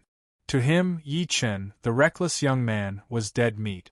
It was not that he could not bear to kill him, but he was worried that he would have to bear the responsibility later. However, he looked like he had just seen a ghost. Facing the 5 people's attack, Yi Chen did not run. Instead, he took the initiative to walk up and slapped one of them. As 5 slaps were heard, the few of them who were so excited as if they had taken Viagra earlier were moaning on the ground in the blink of an eye. It was like slapping a mosquito. His face hurt just by listening to it. F***ck. Chen Hozi rubbed his eyes in disbelief. He was so shocked that he could not help but curse. What a man! He's a real man. Master Gu had kicked a steel plate this time. The crowd gasped. Gu Shaoquan was so scared that he almost peed his pants. Just when he was going to run, joy appeared on his face all of a sudden. He looked behind Yi Chen and said, "Sister, help me." Yi Chen turned his head to look and saw the crowd making a path slowly. 3 people were walking over at a high speed. There were 2 men and a lady. The one leading was a lady in black training attire. She had delicate features and a capable aura. Meanwhile, there was an old man in his 60s and a young man with a buzz cut and a singlet behind her. "It's Ms. Gu Yingying and Old Master Gu." Nobody knew who shouted, but the crowd went into an uproar. The 2 important people of the Gu family were here. Even the big boss, Old Master Gu, was among them. Chen Hozi could not stop shuddering in fear. Yi Chen expressionlessly watched the people approaching. Gu Shaoquan pointed at him and said, "Sister, Grandpa, this brat bullied me. You guys must avenge me." Gu Yingying glanced at the few people lying on the ground. Subsequently, she said to Yi Chen coldly, "Did you beat them up?" "I did." "So what?" Yi Chen remained unmoved with his arms behind his back. Gu Yingying smiled instead of being mad. "So what? I'll just beat them up." As soon as she was done speaking, she shouted and quickly kicked Yi Chen with her middle leg. She turned her shoulder, swung her waist, twisted her hips, lifted her buttocks. The series of movements were unusually clean. She was well versed in martial arts, yet she was different from it. There was a faint force in her movements. Gu Shaoquan, who was standing aside, could not stop smirking. "Bumpkin, you're in for it now." He knew his sister very well. She was a martial arts fanatic. Especially after her grandpa's guidance, 8 to 10 regular hunks were no match for her. The old man in his 60s far away frowned. This girl should have just taught him a lesson. I can't believe she's so heavy-handed. Ahu, ask her to stop now. Clearly, even he did not have high hopes for Yi Chen. The young man with the buzz cut named Ahu forced a smile. Just when he was going to stop her, Gu Yingying shouted, F***ck off. A furious roar came. A furious roar was heard as Yi Chen kicked Gu Yingying's chest directly. Gu Yingying was flung out. Apart from his child's mother, he had never known what it meant to be gentle to a woman. Dead silence filled the place. Gu Shaoquan was so shocked that his eyeballs almost fell out. How is that possible? Ahu was shocked at first, then he pulled out his gun by instinct. The moment he pulled out his gun, a force hit his hand.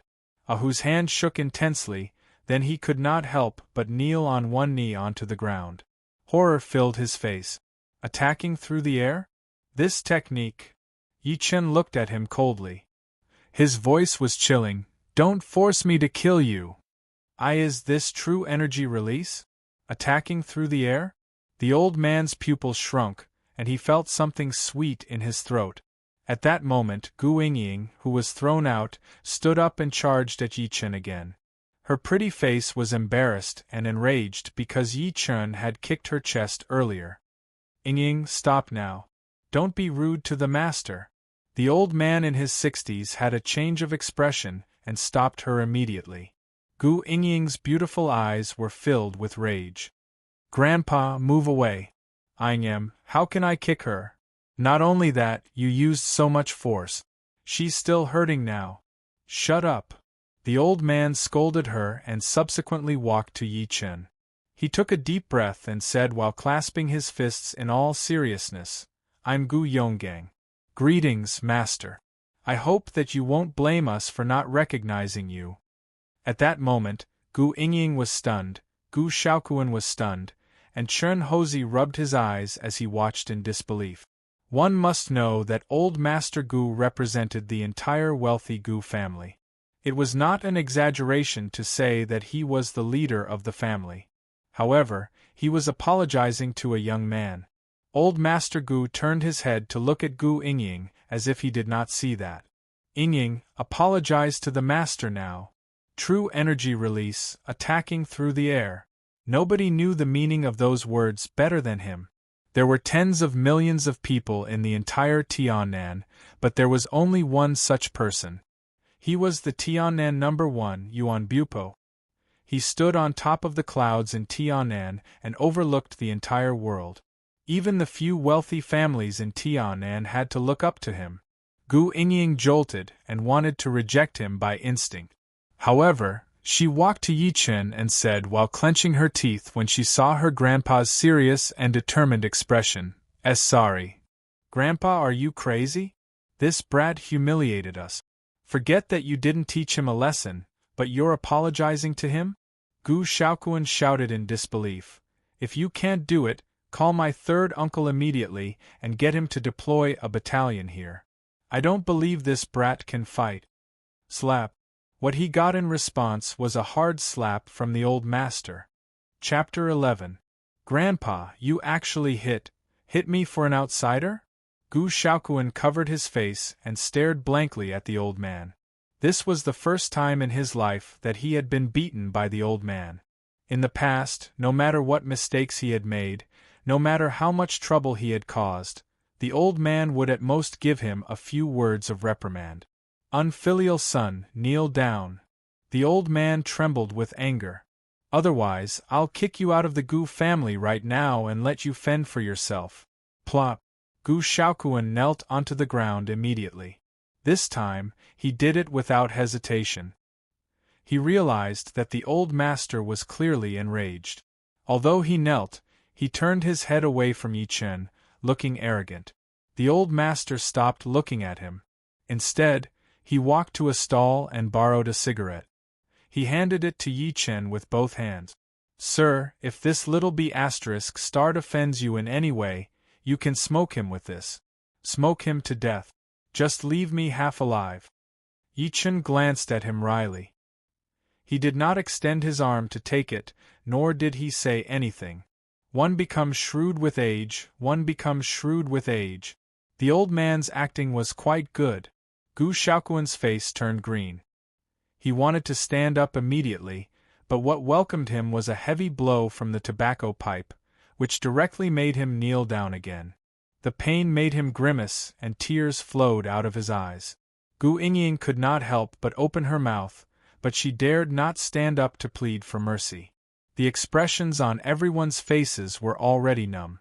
Chen Hozhi's mouth was so big that he could swallow a husky. The old master sighed secretly when he saw that Yi Chen did not say anything. He then turned around and said to Monkey Chen beside him, "Tell me, what exactly is going on?" Chen Hozhi shuddered. He took 2 steps forward, bowed, and told the whole story without any exaggeration. He did not dare to side with anyone. When he heard that the longevity lock was a demonic weapon, the old master's face changed. As if he had thought of something, he slapped Gu Shaoquan's head. "You idiot, Mister's words saved your life. Not only did you not thank him, you even attacked him. How did my Gu family produce such a bastard like you? Grandpa, how can you believe his nonsense?" Gu Shaoquan sneered. The old man suddenly burst into tears. "You wastrel, have you forgotten how your father died?" "My dad." Gu Shaoquan's expression changed drastically, and then a wisp of deep shock and disbelief surged onto his face. This, the old man sighed. "This longevity lock was first received by your father, and he treasured it as much as you do.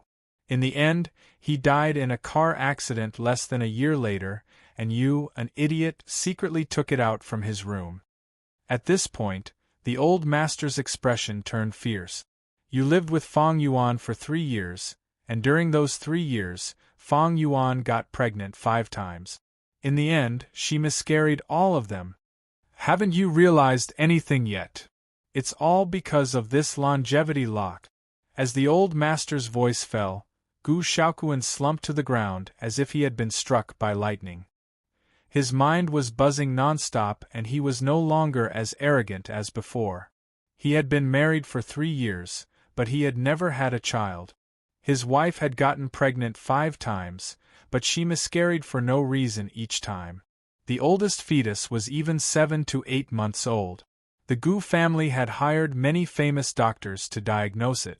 They had also gone to major hospitals in the country and abroad.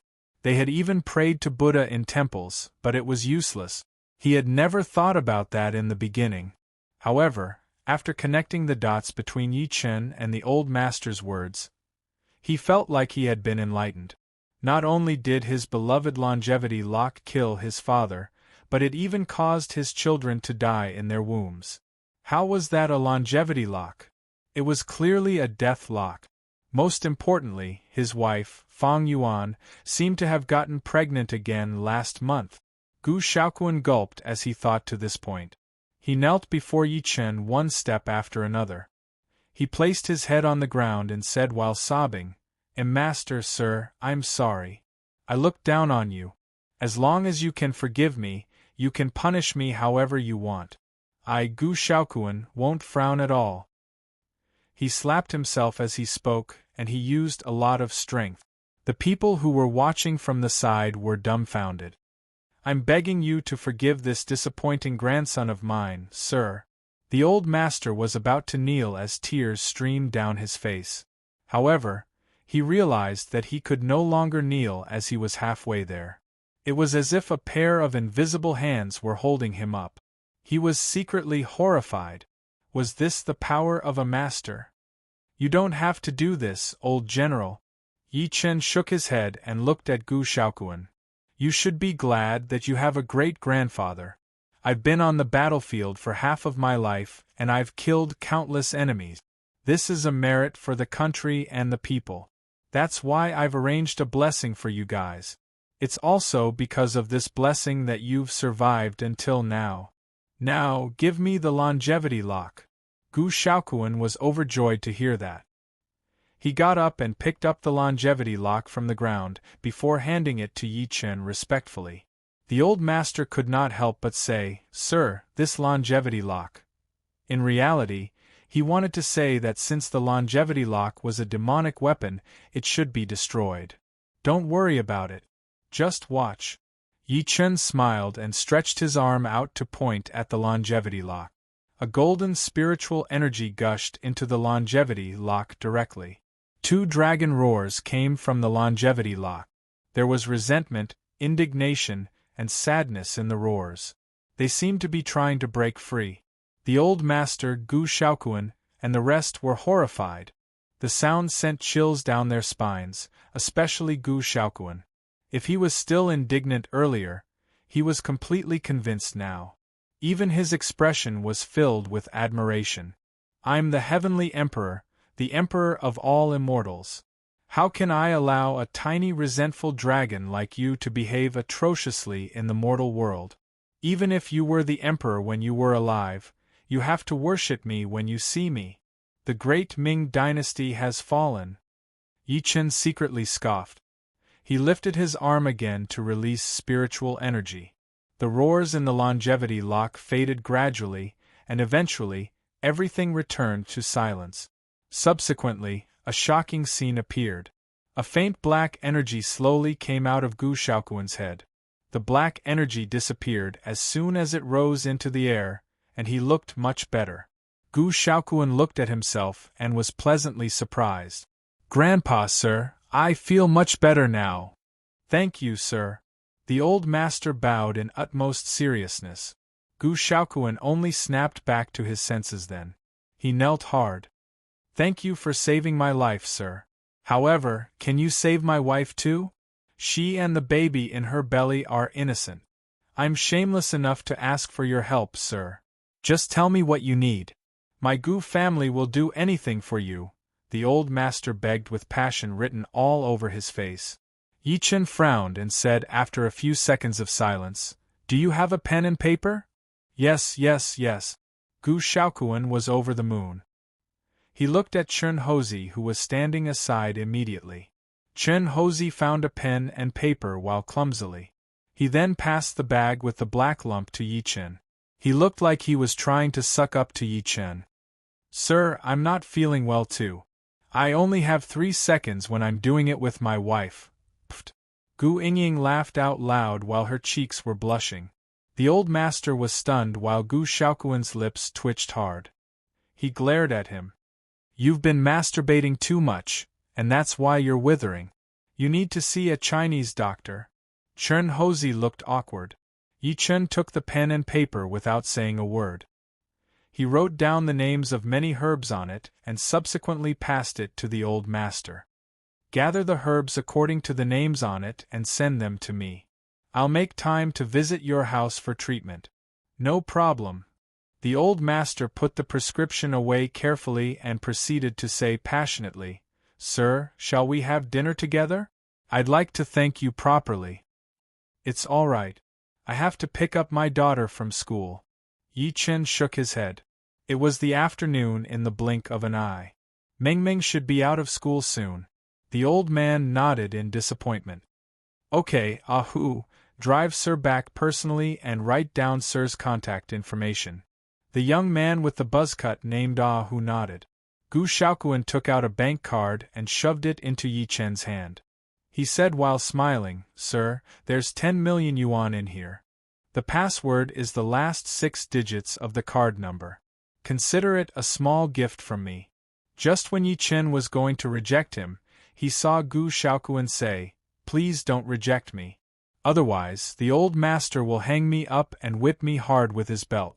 Oh yeah, you can look for brother Hu if you need anything. Yi Chen put the card away while smiling. He then got into Hu's Bentley and left. The old master watched the car disappear. He then turned his head to glare at Gu Shaoquan after the 3 of them got into Gu Yingying's car. I'll teach you a lesson when we get home. Gu Shaoquan shrunk his neck. Gu Yingying, on the other hand, had a cold expression on her face. Clearly, she was still holding a grudge against Yi Chen for kicking her chest earlier. The old master comforted her, seeming to have guessed what she was thinking. Don't do anything stupid, little girl. Grandpa, I can't take this lying down. Gu Yingying said while clenching her teeth in hatred. She had grown up. Her family background aside, her beauty alone made her the center of attention no matter where she went. Yi Chun was the first person to treat her like that. She clenched her teeth as soon as she recalled that a certain part of her body was still hurting. The old master said in all seriousness, "You have to even if you can't take it lying down. It's your brother's fault today. You attacked him without understanding the situation. You're being unreasonable. Moreover, Sir saved your brother's life despite what you did. I'll fight him one-on-one sooner or later." Gu Yingying stomped her feet angrily. One-on-one? The old master forced a smile. Sir's ability is beyond our imagination. I'm afraid that he's the only one in the entire Tiannan who can do that. Grandpa, is he really that powerful? Gu Yingying was a little unconvinced. After all, Yi Chen looked like he was only 30 years old. Even if he had been practicing martial arts since he was in his mother's womb, he should have only been 20 to 30 years old. The old master stopped smiling and said in all seriousness, "Do you think a martial Dao master is powerful? I've been practicing for half my life, but I've only just unblocked my conception meridian." Gu Yingying's pretty face had a slight change of expression, but she said nothing more. What a pity! The old master sighed in deep thought. Gu Yingying was confused. What's a pity, Grandpa? It's a pity that Sir has a kid. Otherwise, I'd be planning to marry you off. The old master looked lost. Chapter 12. At the Little Swan Kindergarten in Tiannan City. It was rush hour at the moment. As the bell rang, cute little faces walked out of school one after another. Meanwhile, many parents were standing at the entrance to pick up their children. Yi Chen stood aside and watched the group of children carefully with his eyes wide open. He was afraid that Meng Meng would be among the crowd and miss him. He had never picked up a child from school before. Never had he thought that it would be so heartwarming and nerve-wracking. Perhaps this was what it felt like to be a parent for the first time. Ahu asked for Yi Chen's phone number after sending him there. Yi Chen recalled that he had just returned and did not have anything, so he got Ahu to bring him to the ATM nearby to withdraw some money. He then bought a phone and a SIM card. He then called his mother to tell her that he was coming to pick Meng Meng up. He would be lying if he said he was not envious of the other children acting like a spoiled child to their parents. Yi Chen's eyes lit up just when he was thinking about that. He saw a lady in a white chiffon dress walking out with a little girl. The lady was only 24 or 25 years old. She had a pretty face and an extraordinary aura. She attracted many adults' attention as soon as she walked out. Meanwhile, the little girl wore a light black school uniform with 2 braids on her head. She had a straight little nose and a pair of big, watery eyes. She was a beauty. Who else could it be but Meng Meng? Meng Meng! Yi Chen called out and walked over rather excitedly. Meng Meng scoffed and turned her head away, refusing to look at him. The smile on Yi Chen's face froze and he secretly sighed. The lady smiled politely after taking a good look at him. "Hi, you must be Yi Mengmeng's father, right? I'm Mengmeng's teacher, Wu Lan." Wu Lan used to be the one who picked Meng Meng up. However, Wu Lan had called her today, saying that Yi Chen was picking up the little girl. Therefore, Wu Lan recognized Yi Chen as soon as she saw that he looked similar to the little girl. "Hi, Ms. O." Yi Chen nodded while smiling. Just when he was going to say something, he heard the little girl shriek all of a sudden. "He's not my father, Ms. O. He's not my father." Yi Chen forced a smile. He could be calm and domineering to others. He could even laugh it off. However, when it came to his daughter, he was helpless. After all, he owed the mother and daughter too much. Olan squatted down and patted the little girl's head. "Meng Meng, you can't talk to your daddy like that.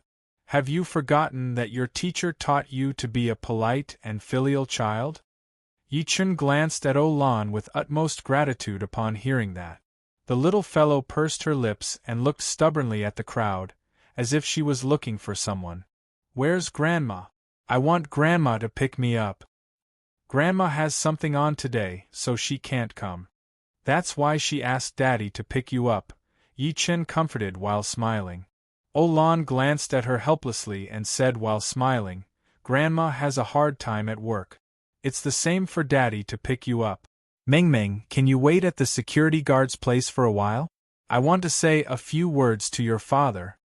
The little girl held her hand tightly and wanted to reject her by instinct. Olan pulled a long face. Be good, Meng. Otherwise I'll be mad. The little fellow nodded reluctantly. Olan turned her head and said to Yi Chen while smiling after sending her to the security guard's office and greeting him, Mr. Yi, can we talk? Yi Chen looked at the little girl and nodded after confirming that she was fine. The duo walked in the school field. Yi Chen had mixed feelings as he looked at his daughter's school environment.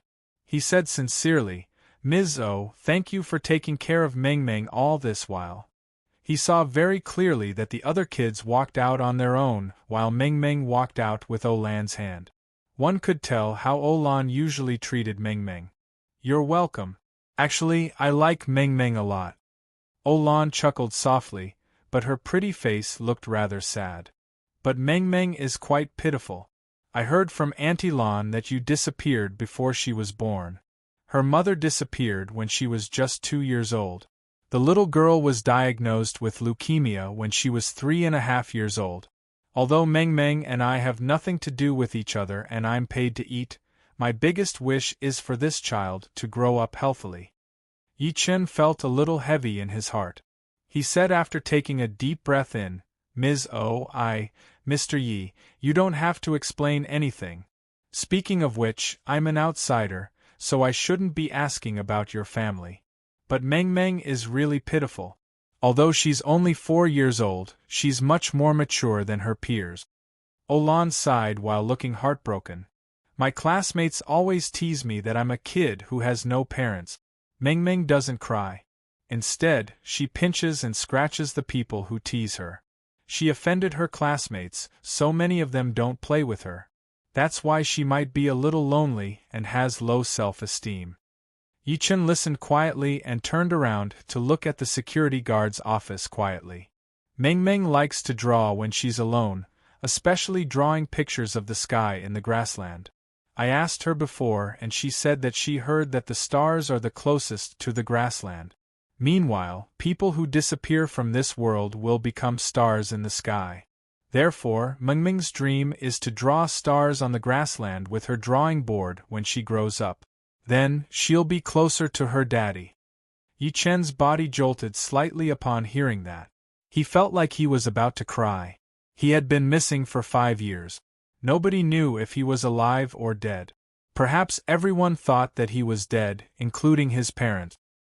His daughter came up with such a thought under the influence of what she saw and heard. In her heart, her father was already dead, which was a kind of despair.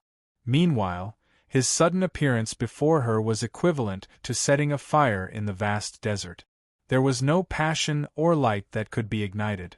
Olan suddenly turned around and said to him in all seriousness, Mr. Yi, in reality, Meng acknowledges you deep down in her heart. She's a kid after all. Like most kids, she yearns for a father's and a mother's love. However, she's a little conflicted. Perhaps it's related to her experience after she matured earlier. That's right. She's such a stubborn and lonely little girl. Yi Chen nodded. One could say that apart from his parents, Olan before him knew Meng the best. If she did not say that today, he would never be able to walk into his daughter's heart. Olan looked at the time and said while smiling, All right, the little girl must be getting impatient from waiting. Mr. Yi, let's call it a day. Thank you so much, Ms. O. Yi Chen stretched his hand out and thanked her from the bottom of his heart. Olan shook his hand softly and stopped there. You don't have to thank me. It's my duty. Yi Chen smiled and returned to the guard room with her. At that moment, the little girl was pacing back and forth at the door. She was clearly impatient. Olan squatted down and smoothed the hair on her forehead. She said while smiling, Go home with Daddy, Meng. Don't forget what I taught you. Listen to Daddy. She got up and walked out as she spoke. Goodbye, Ms. O. The little girl waved at her reluctantly. Yi Chen held his head down and said to the little girl after she walked far away, Meng Meng, can Daddy carry you home? Only kids have to carry me. I'm not a kid. Meng Meng lifted her chin proudly and walked in front. Yi Chen followed her immediately, afraid that she would fall or be hit by the cars on the road. When they passed by the entrance of a supermarket, the little girl turned her head to look at the beautiful goat cartoon bag in the window by instinct. There was a hint of eagerness in her eyes. Chapter 13. Yi Chen squatted after taking a deep breath in. He tried his best to be as tall as the little girl and asked while smiling, Meng Meng, do you like this bag? I don't. It's so ugly and expensive. The little girl shook her head in disdain, but she could not move her eyes away no matter what. Yi Chen smiled guiltily and walked into the supermarket while holding her hand. There was a lady cashier sitting at the cashier's counter. Yi Chen walked straight to the display window while holding the little girl's hand. He said to the lady cashier who was following him, How much is this bag? Sir, this is custom-made by DreamWorks Animation. I'm afraid the price is a little. The lady cashier took a good look at Yi Chen and said while smiling unnaturally, Just tell me how much it is. $8.88. Yi Chen nodded. Please pack it up for me. It's too expensive. I don't want it. The little girl shook her head and walked out as she spoke. Grandpa and Grandma work hard to earn money. They have to buy medicine for me. My bag isn't broken yet, so I can still carry it. Yi Chen sniffled. Meng Meng, Daddy has money. Daddy can afford it. Daddy will earn money to support you guys, okay? The little girl looked at Yi Chen quietly. A few seconds later, tears rolled down her cheeks all of a sudden. I'm sick. I'm dying. It's useless to buy it. Yi Chen's brain short-circuited at that moment. He looked at her blankly, feeling shaken. Are these really the words of a 4-year-old child? The lady cashier stood aside and watched the scene before her quietly. I know that I'm sick and I'm very sick. My classmates say that I'm a money loser and that I have to spend a lot of money. Both Grandma and Grandpa are lying to me. The little girl held back her tears and said weakly, Grandma and Grandpa are old now. They're always being bullied by bad guys to earn money for me to treat my illness, Yi Chen sniffled. Meng Meng, Olan was right. There were too many things hidden in the 4-year-old girl's heart. Although she didn't know what leukemia was, she knew that it was very difficult to treat. Even her grandparents couldn't cure it even if they risked their lives. The little girl subconsciously took a step back and stubbornly bit her lip. I'm very sad. I don't want Grandpa and Grandma to work hard. I don't want Grandpa and Grandma to spend money on me. I'm not afraid of death. I only miss Mommy. I can't even remember what Mommy looks like.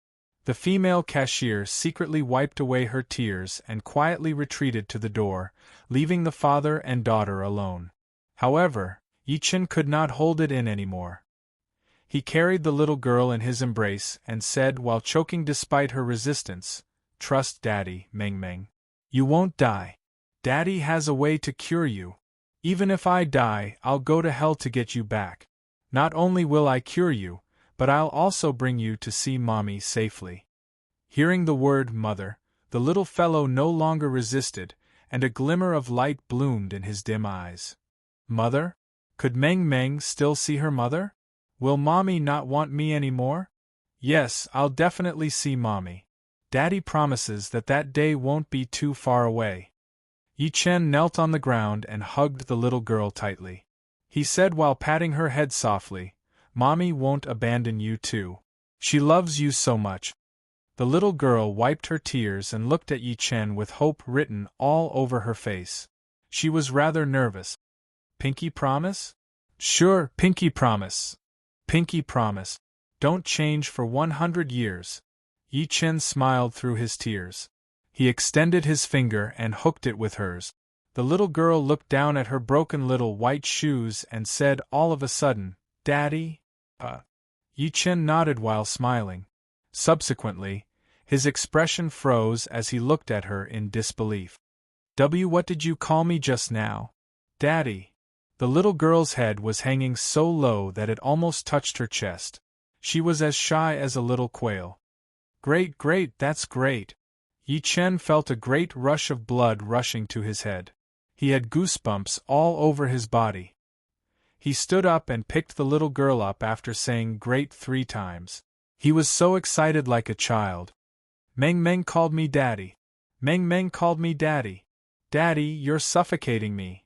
The little girl coughed a few times and twisted her body uneasily. I'm sorry, I'm sorry. Yi Chen put her down immediately and squatted down nervously. Is daddy hurting you? Let me take a look. The little girl snickered and took the initiative to jump into his embrace this time. She hugged his neck with both of her hands and could not stop giggling. Daddy is a silly dear. I'm fine. Daddy, let's go home now. Otherwise, Grandpa and Grandma will be worried. Sure, let's go home. Let's go home. Yi Chen picked her up and walked to the cashier while beaming. He took out his wallet and counted 900 yuan for the female cashier. After the female cashier gave him the change, he carried the little girl and was about to leave. Sir, wait. The female cashier's voice came from behind. Yi Chen turned his head to see the female cashier walking over with a half-meter-tall Winnie the Pooh. She smiled sweetly at Meng Meng. Little girl, this is for you. The little girl's eyes lit up. However, she shrunk into Yi Chen's embrace and said timidly, Sister, we don't have any money. The female cashier snickered. This is for you. It's free. Isn't this a little inappropriate? Why don't I buy it from you? Yi Chen said in embarrassment. After all, the cashier worked for the supermarket. Her salary would be deducted if she gave the customer something without permission. The female cashier seemed to have guessed his thoughts. She glared at him and waved her hand. This supermarket belongs to my family. I'm the only daughter of the old man. Don't talk about giving me a teddy bear. Even if I burned down this store, the old man would have nothing to say. So please accept it. Yi Chen could only look at the little girl in his embrace. The little girl hesitated, but she eventually could not resist the temptation of the Winnie the Pooh. She extended both of her arms and hugged it. Her mouth was so sweet as if she had just eaten candy. Thank you, sister. You're so beautiful. You're so smart. The female cashier touched her face while smiling. Thank you. Yi Chen thanked her and walked out of the supermarket while carrying the little girl. He arrived at Jinyang district over half an hour later. The little girl struggled out of his embrace and said to the residents who were passing by while blushing, Grandma Wang, this is my daddy. Grandma Wang, this is my daddy. Grandpa Chen, my daddy is picking me up from school. Fatty, if you dare to say that I don't have a daddy again, I'll beat you up. Don't go home crying and snitch on me. Yi Chen looked at the little girl who was showing off her daddy with a gentle expression. He felt warm inside. His daughter had finally acknowledged him. That was the happiest thing there was. He lifted his head to look north and mumbled to himself, Yuhan, our daughter has finally acknowledged me. She even said that she misses you. Wait for me. I'll come to you after I treat Meng Meng's illness. Night fell. After his parents carried Meng Meng back to her room to sleep, Yi Chen returned to his room. He lifted his hand to set up a soundproof barrier. Subsequently, he took out the black lump the size of a walnut that he had bought from the antique market and began studying it carefully. A while later, he could not help but feel a little disappointed because the thing could block divine consciousness from entering. It was not affected by external forces at all. Could it be a spiritual seed? Otherwise, why would the immortal drift bottle react? One must know that the immortal drift bottle did not even budge when faced with the immortal medicine. Yi Chen frowned and secretly made up his mind after putting the thing away. He would use the mysterious green liquid in the immortal drift bottle to ripen it on the night of the full moon. He wanted to see what this thing would grow after it was ripened. It was a sleepless night. In the next 2 days, Yi Chen spent all his time with his daughter. He would send her to school in the morning and pick her up from school in the afternoon. The relationship between father and daughter was growing rapidly. Yi Hai and Wulan were surprised and happy. However, they were sad to find out that they had fallen out of favor with their precious granddaughter. Meng Meng Yi Chen was waiting. He was waiting for the news from the Gu family. The medicine list that he had written for the Gu family back then also included the ingredients for refining the Qi blood pill and the rebirth pill for Meng Meng. That was also the reason why he had agreed to treat Gu Xiaokong's wife. After all, the Gu family was powerful, so it was much easier for them to find herbs than him. Chapter 14. The main purpose of Second Uncle's call was to inform Yi Chen that Yi Wen's company would start hiring today. He also said that Yi Wen would be waiting for him downstairs and asked him not to be late. Yi Chen forced a smile. Actually, he did not want to go to work at all. Firstly, if he went to work, he would not have much time to accompany Meng Meng. Secondly, he wished that he could spend every minute and every second on training. However, Second Uncle had good intentions, and Dad also wanted him to live a normal life. At the same time, downstairs of Block B of Chaoyang District, an unusually eye-catching Camaro was parked on the side of the road. The cool lines of the supercar and the eye-catching yellow paint made the passers-by look at it. Bumblebee was known as the low-spec version of Lamborghini. Even if it was just a low-spec car, the starting price would still be around 400,000 to 500,000. In this neighborhood, it was still considered a luxury car. A man and a woman stood in front of Bumblebee. The man was about 26 or 27 years old. His facial features were handsome, and he was tall and handsome. He was dressed in a well-ironed suit, and his left hand, which was in his pocket, was shining with a golden light. It was of Vacheron Constantine. The woman was wearing a beige professional suit and had light makeup on her face. She was tall and slender, and a pair of nude-colored stockings accentuated her long legs. She looked like an elite in the workplace. The man lowered his head and looked at his watch. Then, he threw a piece of betel nut into his mouth and sneered, "One, this cousin of yours is quite a big shot. He made us wait here for a long time." "Stop talking, Lu Feng. I'm dying of annoyance," Yi Wen complained impatiently. She frowned hard as resentment filled her stomach. Dad was really too much. Why did he have to be so nosy? In this day and age, wasn't finding a job based on one's abilities? So what if he relied on his connections? If the other colleagues in the company knew that I used my connections to help my relatives, I would not be able to face them. Lu Feng comforted him with a smile.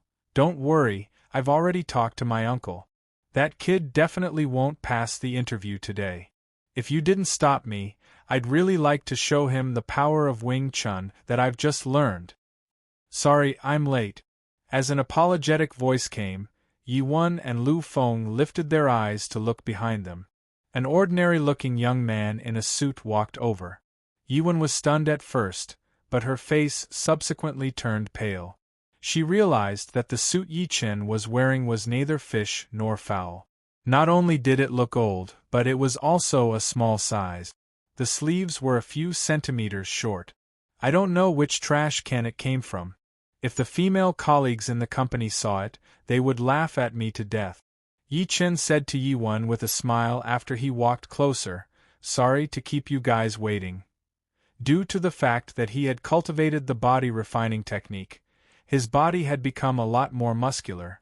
Before he went out, he put on his suit from a few years ago only to find that it didn't fit. Things were urgent, so he didn't have time to change it. All right. Don't say any more. Get in the car." She then turned around and got into the passenger seat of the Camaro. She had no intention of introducing Lu Feng to Yi Chen at all. Disdain flashed through Lu Feng's eyes after taking a good look at Yi Chen. He said while chewing the betel nut, "You're Wenwen's cousin, right?" "Oh yeah, what's your name again?" Yi Chen frowned and said, "I don't like the taste of betel nut. Please chew the gum when you talk to me next time, or stay away from me. Also, introducing yourself before asking for someone's name is the most basic thing to do." The smile on Lu Feng's face froze a little. Subsequently, he said while grinning, "You have character. I like it. I hope that we can be colleagues in the future." He emphasized on the word can. "Let's go, Lu Feng." Yi Wen, who was in the car, could not help but urge. Lu Feng smiled and got into the driver's seat. Yi Chen opened the door and sat at the back. A strange smirk appeared at the corner of Lu Feng's lips after glancing at Yi Chen from the passenger seat. He stepped on the accelerator, and the car sped out in a whoosh. Yi Wen, who was in the passenger seat, was shocked. Meanwhile, Yi Chen was as still as a mountain. Over 10 minutes later, the car successfully arrived at their destination, Yaffle Cosmetics Limited Company. Yi Wen suddenly turned her head to look at Yi Chen when they were getting out of the car.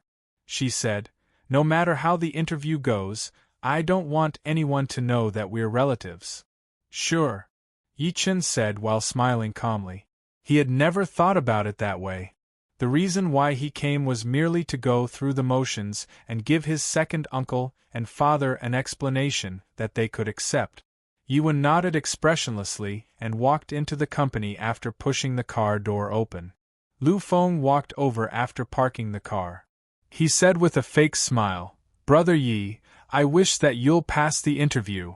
Thanks for your kind words," Yi Chen said and walked into Yaffle Cosmetics Limited Company. He walked directly to the interview building. Lu Feng watched him leave quietly and scoffed, "Go f***ck yourself. What an idiot. The interviewer this time is my third uncle. If you pass, I'll change my surname to yours."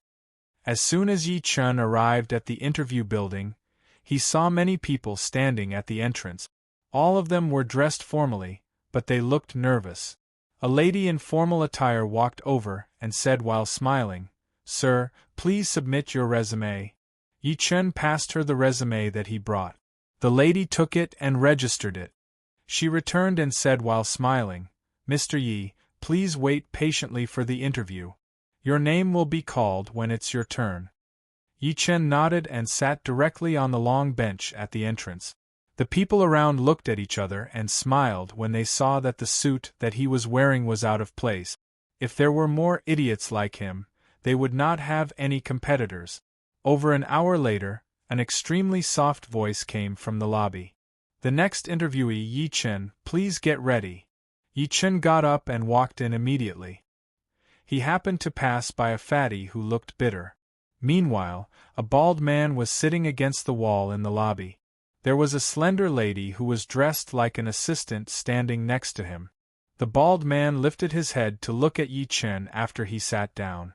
A strange gleam flashed through his eyes, but he subsequently said expressionlessly, "I'm your interviewer today. My name is Lu Kuan. The interview will begin now. Let's introduce ourselves." Yi Chen said coldly, "Yi Chen." Lu Kuan nodded and gestured for him to continue.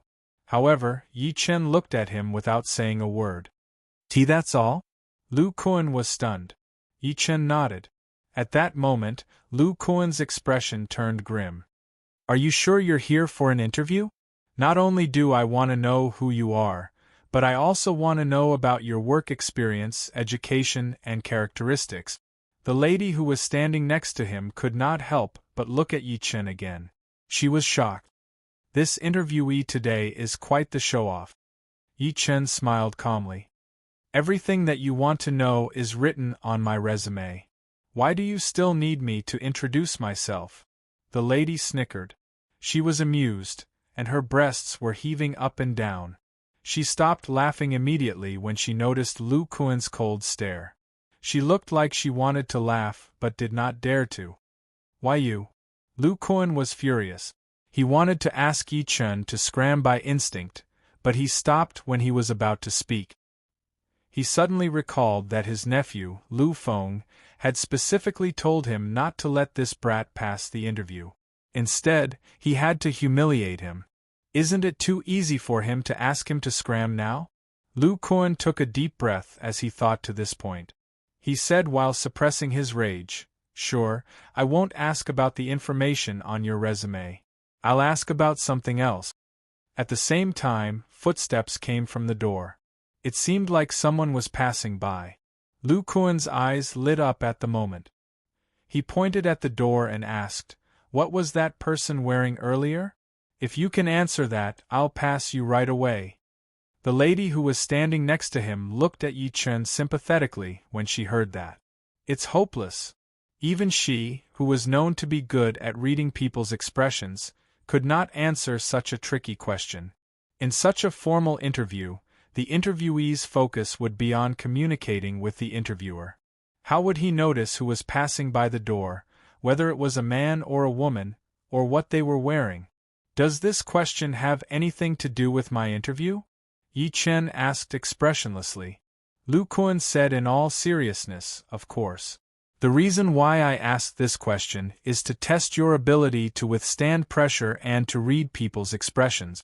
If you can't even answer that, what's the point of the company hiring you?" He did not hide the smugness on his face at all. "Let's see how arrogant you are now." In reality, even he could not answer the question himself. Yi Chen smiled and said nothing. "Scram. Ask yourself what you're capable of during the next interview. A piece of trash like you isn't even qualified to guard our company's door." Lu Kuan smiled in disdain and lifted his eyes. Next. Chapter 15. Lu Kuan raised his brows and said in disdain, "I'm sorry if you're begging me to give you another chance. I'm very busy." "Did I say that I can't answer that?" Mockery appeared at the corner of Yi Chen's lips. The person who walked by earlier was a lady. She's 168 centimeters tall and has long hair. She's wearing a light black professional suit with a pair of black leather straps and a pair of tassel heels. Oh yeah, her measurements are 89, 62, 2 and 97. She's wearing a red lightning bra with padding on her chest, which is what you guys call silicone. The smile on Lu Kuan's face froze as soon as he was done speaking. The smile on Lu Kundeng's face immediately froze. Beside him, the personnel girl subconsciously covered her mouth with her hands, her breasts heaving up and down. Did he really say that? Was he making it up? Yi Chen looked at Lu Kuan while smiling. "Do you want me to continue? Xiaolin, get that person back. Hurry!" Lu Kuan urged after snapping back to his senses. The assistant glanced at Yi Chen in an extremely strange manner. She then went out to look for the surveillance footage while twisting her tiny waist. After she left, Lu Kuan looked at Yi Chen and secretly scoffed. "Not only do you know what she's wearing, but you even know her measurements and the color and style of her bra. Aren't you being too arrogant? Either you have X-ray vision or you slept with her last night. Let's see what else you have to say later." Yi Chen smiled without saying anything. His divine sense was enough to cover a radius of 10 meters. Under his divine sense, nothing could escape his line of sight. Moreover, he could multitask. Soon, Xiaolin returned with an unnatural expression. The people who were waiting for the interview outside were stunned. The person who came was the marketing director, Fang Ye. She was known as the eunuch maker. There was once a tall, rich, and handsome man who failed to pursue Fang Ye. He wanted to do whatever he wanted with her because he was rich. In the end, Fang Ye gave him a kick that ended his family line and sent him overseas for treatment. Lu Kuan's mind was buzzing and he was in disbelief. Fang Ye's appearance was exactly the same as what Yi Chen had described. How was that possible? Lu Kuan gulped as shock filled his face. "Director Lu, what can I do for you?" Fang Ye said impatiently. She had just broken up with her boyfriend and her period had come. She was in a bad mood. Lu Kuan nodded, then shook his head. Fang Ye snorted and said, "If there's nothing else, I'm leaving." When she turned around, Lu Kuan blurted out subconsciously, "Director Fang, what's your measurements? Have you had breast implants?" As soon as he said this, he realized that everyone was looking at him as if he was an idiot. Shit. His heart thumped. Fang Ye turned around abruptly, raised her high-heeled shoes, and gave him a kick. Her pretty face was extremely cold. Despicable, shameless. Lu Kuan was caught off guard and was kicked to the ground, losing all his face. When the others saw this scene, they couldn't help but shrink their necks and swallow their saliva. They thought to themselves that with such a hot temper, he was indeed worthy of the title of eunuch maker. Yi Chen only said while smiling after Fang Ye left, "May I know if I've passed the interview? You're ruthless." Lu Kuan glared at him while clenching his teeth. He was leaving with a grim expression. Yi Chen nodded. "Thank you, interviewer. Oh yeah, I think I saw wrongly. Director Fang doesn't have breast implants. I'm so sorry that you got kicked." Lu Kuan stumbled. At the same time, Yi Wen and a few of her colleagues were discussing outside the interview building. Yi Wen, who was in the crowd, said nothing with a bitter expression. She would look into the interview hall every now and then, seeming to be troubled. Seemingly guessing her concern, Lu Feng, who was standing aside, said while smiling, "Don't worry, Wen. I've talked to my uncle earlier. That guy definitely won't pass the interview." "That's right. Master Lu's uncle is the director of the HR department. He has the power to decide the employee's life and death. As long as he doesn't agree, that cousin of yours won't stand a chance." Another lady named Zhao Qian nodded in agreement. She looked at Lu Feng with passion in her eyes. A bespectacled man hugged the lady next to him and said, Wen, it's not that I want to criticize your father, but since he has such a poor relative, it's better to cut off contact with him as soon as possible. Otherwise, he'll be begging you guys for help every other day." Zhou Kai is right. Wen, you have to be more open-minded. Although Yi is your cousin, the difference between the two families is too great. They're not in the same world at all. When you get together with Lu Feng in the future, the difference will be even greater, the lady in Zhou Kai's embrace advised. Yi Wen responded absent-mindedly. She was secretly regretting it. "I shouldn't have agreed to let my dad come. Great, everyone is lecturing me now." Fortunately, Lu Feng had already talked to his second uncle. She felt much better now that she thought about it. Even if Lu Feng doesn't interfere, I suppose he won't pass the interview with his behavior, right? I'm doing this for your own good. I don't want your colleagues to dislike you when you enter the company. I'll be stuck in the middle by then. Meanwhile, Lu Feng had a smirk on his face. He secretly swore to himself that he would take a good look at Yi Chen's disappointed face when he came out. He would mock Yi Chen at the same time to teach him how to behave. As the few of them were chatting, they saw Lu Kuan walk out of the interview building. Lu Feng went to him immediately and said while smiling, "How was it, third uncle? That guy didn't pass, did he?" Slap. Lu Kuan slapped him without saying anything. His face was pale. "You idiot, you've screwed me over." The crowd fell into dead silence. Lu Feng was dumbstruck while covering his face. Yi Wen and the rest were dumbstruck too. What exactly happened? That's not right. That's not how the script works. Third uncle, what exactly? Lu Feng could not wrap his head around it.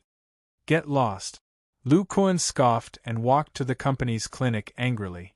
He hated Yi Chen to the core because Fang Ye's kick earlier had caused him to suffer internal injuries. After he left, Zhou Kai gulped and said, What exactly happened?" At that moment, Yi Chen walked out.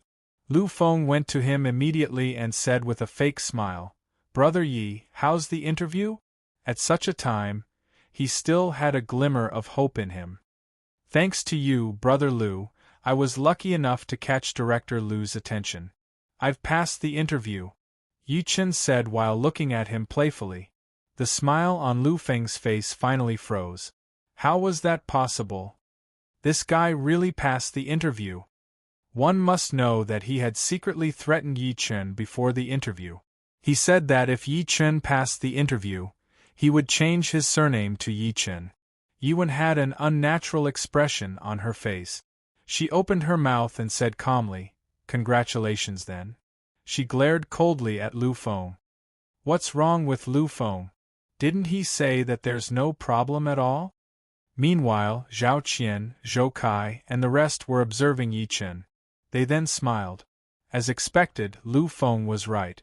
Wenwen's cousin looked mediocre and was dressed like a country bumpkin. One could tell that he was a person who had not seen much of the world. However, such a person had passed the interview. A few seconds later, Lu Feng finally snapped back to his senses. He forced a stiff smile on his face. "Brother Yi, may I know which department you've chosen?" Yiwen could not help but prick up her ears. "The sales department," Yi Chen said calmly.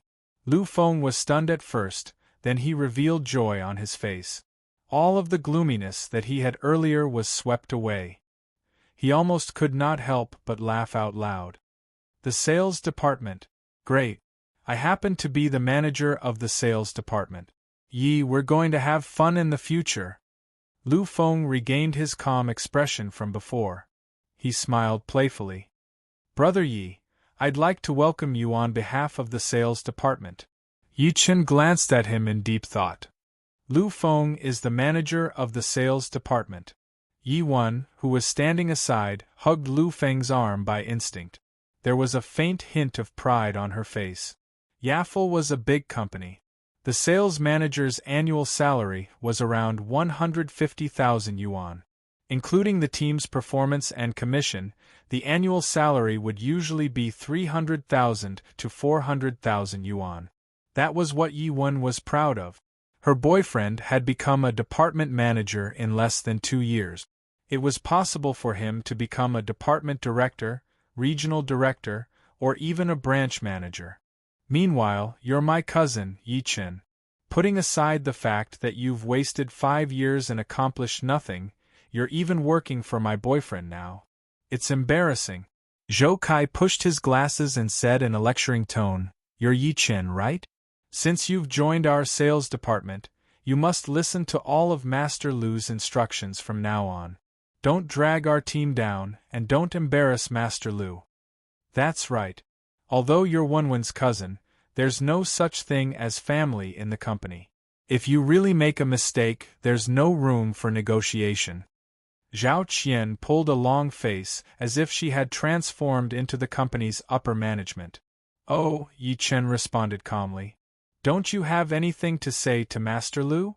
Zhang Li, who was behind Zhou Kai, looked stunned. Yi Chen lifted his eyes to look at Lu Feng and asked, "Where's the office?" "It's over there." Yi Wen pointed with a grim expression. Yi Chen nodded and walked to the office.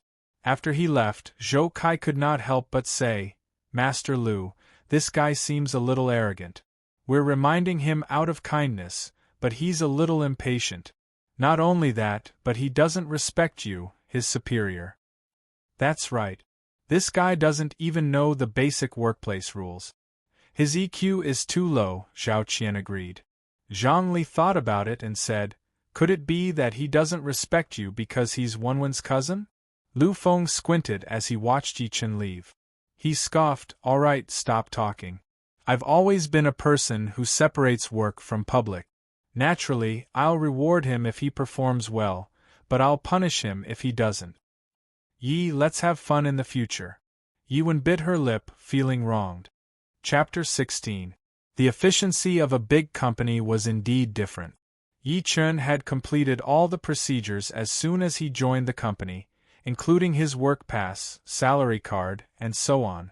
Meanwhile, there were more than 10 people in the sales department. Apart from Lu Feng and the rest had no idea about the relationship between Yi Chen and Yi Wen. Therefore, they were rather friendly to Yi Chen. Yi Chen spent the entire day familiarizing himself with the company's business information in the office. Seeing that it was almost time to get off work, Lu Feng suggested that they go to the internet cafe to play PUBG after lunch. Zhou Kai and the rest supported him. PUBG was popular as soon as it was released, especially for young people like Lu Feng. Although they could form a team with their teammates at home, it was nothing compared to playing together. Yi Wen could not dissuade them, so she called home to tell them that she would be home later. Yi Chen secretly shook his head. He received a call from his second uncle when he was going to pick Meng Meng up from school. He said that he was worried about Yi Wen, so he asked Yi Chen to take care of her. Since he could not refuse, Yi Chen eventually called his mother and got her to pick Meng Meng up from school. "Yi Chen, we're going to the internet cafe. Are you coming? Lu Feng asked while looking at Yi Chen. Yi Chen glanced at Yi Wen and said calmly, yes. Yi Wen frowned. She thought that Yi Chen was really a follower who followed her wherever she went. Lu Feng was stunned too, but he subsequently smiled. To him, Yi Chen finally realized the gap between them after joining the company, so he wanted to ease their relationship. At night, at the Mandala Internet Cafe, a Camaro and a Honda CR-V stopped at the entrance. Lu Feng got out of the car first. He lifted his head to look at the Internet Cafe before him and said, "This is the best Internet Cafe on East Street. Not only is the environment comfortable, but the computers and Internet speed are great too. The Internet fee alone is 12 yuan per hour." Lu Feng turned his head and glanced at Yi Chen mysteriously as he spoke to this point. "Country bumpkin, I'm afraid you've never heard of an internet cafe that costs 12 yuan per hour, let alone spend money on one, right?" However, Yi Chen looked calm. Lu Feng secretly scoffed and waved. "Let's go in. I'll introduce someone to you guys." They walked in one after another. The internet cafe was huge, with more than 300 computers. Less than half of the seats were occupied, and there was an innocent female employee standing at the bar counter. Around them were beverage machines, leisure areas, fitness areas, and so on. Lu Feng did not ask the cafe manager to turn on the computer right away. Instead, he brought them to a less crowded corner of the internet cafe. A young man in a black singlet with a cigarette in his mouth was sitting there, cursing at the dark PUBG screen. "Brother Wu." Lu Feng greeted him and gave him a soft chunghua. The young man turned around, revealing an extremely rough face and two muscular arms. He took the cigarette and said with a smile, "Lin Feng, you're here." Yi Wen, Zhou Kai, and the rest looked at the young man timidly. They seemed to be afraid of his appearance. Lu Feng took out a lighter and lit it for him. He then turned around and said to the crowd, "Let me introduce you guys. This is Brother Wu. He's the boss of the entire East Street." Everyone instantly became solemn. To be able to survive until now, it was obvious that he was not ordinary. Zhou Kai, Yi Wen, Zhao Qian, and Zhang Li went forward one by one to greet fifth brother. Yi Chen remained unmoved. He lost interest after glancing at the young man. The young man took a puff of his cigarette and said while smiling in satisfaction, "Since you're Lin Feng's friends, you're my friends too. Don't worry and have fun. Call me anytime if there's any problem." He looked at Yi Chen next to him when he was done speaking. His smile was rather cold. "Who's this?" The reason being Yi Chen was the only one who did not greet him respectfully when everyone greeted him earlier. At that moment, Zhou Kai and Zhao Qian looked at Yi Chen in a gloating manner. They were eager for him to anger Brother Wu. "Brother Wu, this is a newcomer to our company. He's a little immature. I'll definitely teach him a lesson when we get back." Lu Feng secretly scoffed, but he said insincerely. Chen Wu said in his deep voice, "You must teach him a lesson if he's immature. In today's society, immature people will suffer." Of course. Lu Feng was secretly over the moon. Later on, Chen Wu played another game. Lu Feng brought everyone back to the counter to turn on the computers. When it was Yi Chen's turn, Zhou Kai asked, "Yi Chen, why aren't you playing? Don't tell me you don't have money? I can lend you some. You don't have to pay me back." Lu Feng pretended to be generous and was going to give him money. Yi Chen rejected coldly, "It's all right. I don't like to play games." He had disappeared for a few years. He knew nothing about PUBG and the League of Legends, nor was he interested in it. Yi Wen clenched her fists tightly while her cheeks were flushing. "Isn't it just tens of yuan? You can't even bear to pay that? Since that's the case, why did you come? Are you trying to embarrass me in front of everyone? Forget it.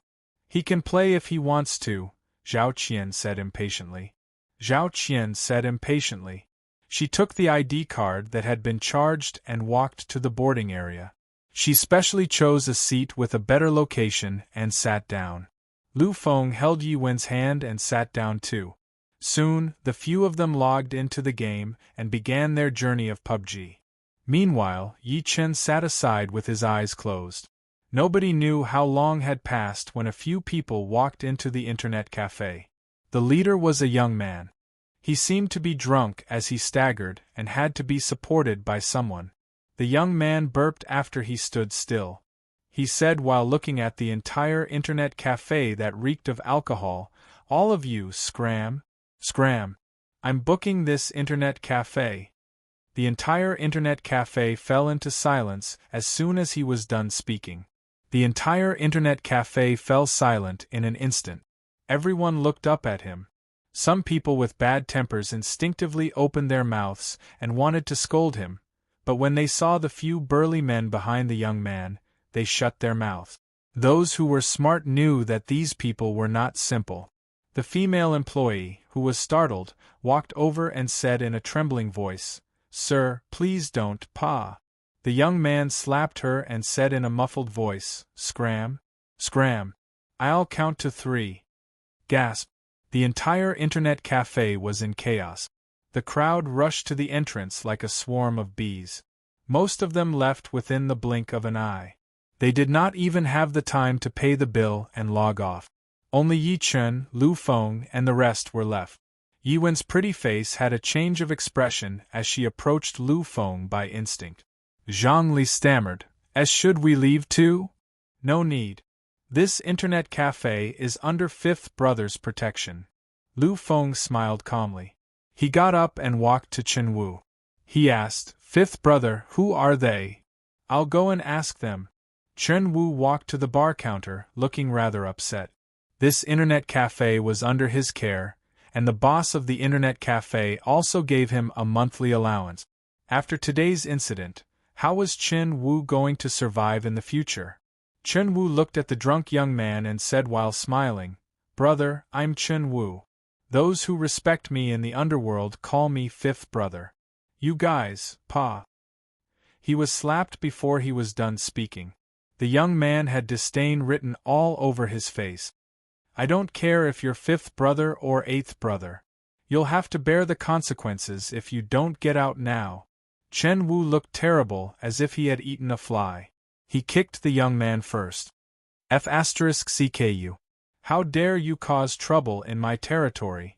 The young man fell onto the ground instantly. The few people next to him had a change of expression as they charged at Chen Wu at the same time. "Fifth Brother is being beaten up. Go." Lu Feng, who was below the stage, was boiling with adrenaline. He screamed and charged forward too. He knew very well who was behind Fifth Brother. Naturally, he would reap many benefits later if he were to help at such a time. Zhou Kai hesitated for a moment as soon as he charged forward. He clenched his teeth and charged forward too. At that moment, the two groups of people fought. The female cafe manager squatted in the corner and dared not move at all. Yiwen was stomping her feet in panic. "How did this happen? What do we do now?" Zhao Qian gulped and suddenly noticed Yi Chen, who was standing aside. She said coldly, "Why aren't you fighting, Yi Chen? Lu Feng and Zhou Kai are fighting. Are you still a man?" "That's right. We're on the same side. I can't believe you're watching them get beaten up." "You're useless," Zhang Li agreed. Yiwen bit her lip and disappointment filled her eyes when she looked at Yi Chen. "I can't believe you're such a petty and selfish person." Subsequently, she was going to charge forward to help. However, Yi Chen held her back. He had his eyes on the purple wolf head pattern on the drunk young man's wrist and said in his deep voice, "Don't go. It's not that simple." Chapter 17. Let go of me. Yiwen struggled with all her might. At that moment, the battle ended with Lu Feng, Chen Wu, and the rest winning. Lu Feng pinned the drunk young man and could not stop slapping him. "That's what you get for being arrogant and acting cool." The young man's head was swollen from all the slaps. "That's enough," Chen Wu stopped him.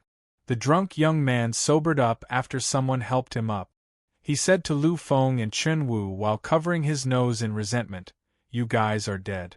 How dare you hit me? You guys are dead." Lu Feng scoffed, "I'll wait for you." Remember, it's me, Lu Feng, who beat you up. Scram! Chen Wu shouted. The drunk young man jolted and left the internet cafe quickly, while being helped.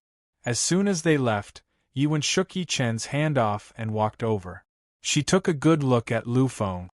Are you alright, Lu Feng? I'm fine. What can happen to a few idiots? Lu Feng waved, not caring at all. He looked cool and calm as he spoke, but Fifth Brother was really powerful earlier.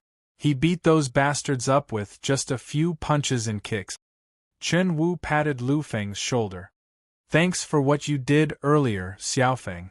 You're my brother from now on. Lu Feng was over the moon. Although Chen Wu was alone, his power was not ordinary, especially the people behind him. Yiwen was still in shock. She said hesitantly, Fifth Brother, will anything happen to us? Don't worry. Go back and play your game. Nobody will dare to cause trouble with me here. Chen Wu lit a cigarette and smiled calmly. He walked over and began chatting with the female manager who was sitting on the ground. That's right. Don't worry. This is Fifth Brother's territory. Lu Feng comforted in all sincerity, let's go. It won't be too late to go back after we have some chicken dinner. The rest were completely relieved after hearing what he said. They stopped thinking about anything else. They had no idea that they were in trouble. Yi Chen secretly shook his head. Zhao Qian happened to see him shaking his head. The smile on her face turned cold. Yi, what do you mean by shaking your head? Nothing, Yi Chen said coldly. Zhao Qian glared at him fiercely and said to Lu Feng with a smirk, Master Lu, there are only 3 men here. You and Zhou Kai charged at him just now, but someone was so cowardly that he did not even dare to breathe. Yes. I can testify that she's not even as good as a woman. At least when one wanted to go over and help you just now, Zhang Li said, as if she wanted to see the world in chaos. Lu Feng glanced at Yi Chen in disdain upon hearing that. He almost called Yi Chen a piece of trash. Forget it. Let's continue the game, Yiwen said coldly, secretly disappointed in Yi Chen. The group returned to the computer and restarted the game. Yi Chen walked behind Yiwen and persuaded, Wen, it's getting late. Why don't we go back? Otherwise, second uncle will be worried. Can't you see I'm busy? If you want to leave, leave first. Yiwen replied impatiently. Zhang Li chuckled and said, You're just Wenwen's cousin. You're more bossy than her parent. That's right. If anything happens, you'll still be the same as before. Only Master Lu and Zhou Kai can fight at the critical moment. Zhao Qian turned her head and mocked him. Yi Chen smiled and did not persuade her further. He turned around and walked to the entrance of the internet cafe. He had done enough benevolence and duty. Yi Chen looked out of the internet cafe by instinct after taking a few steps.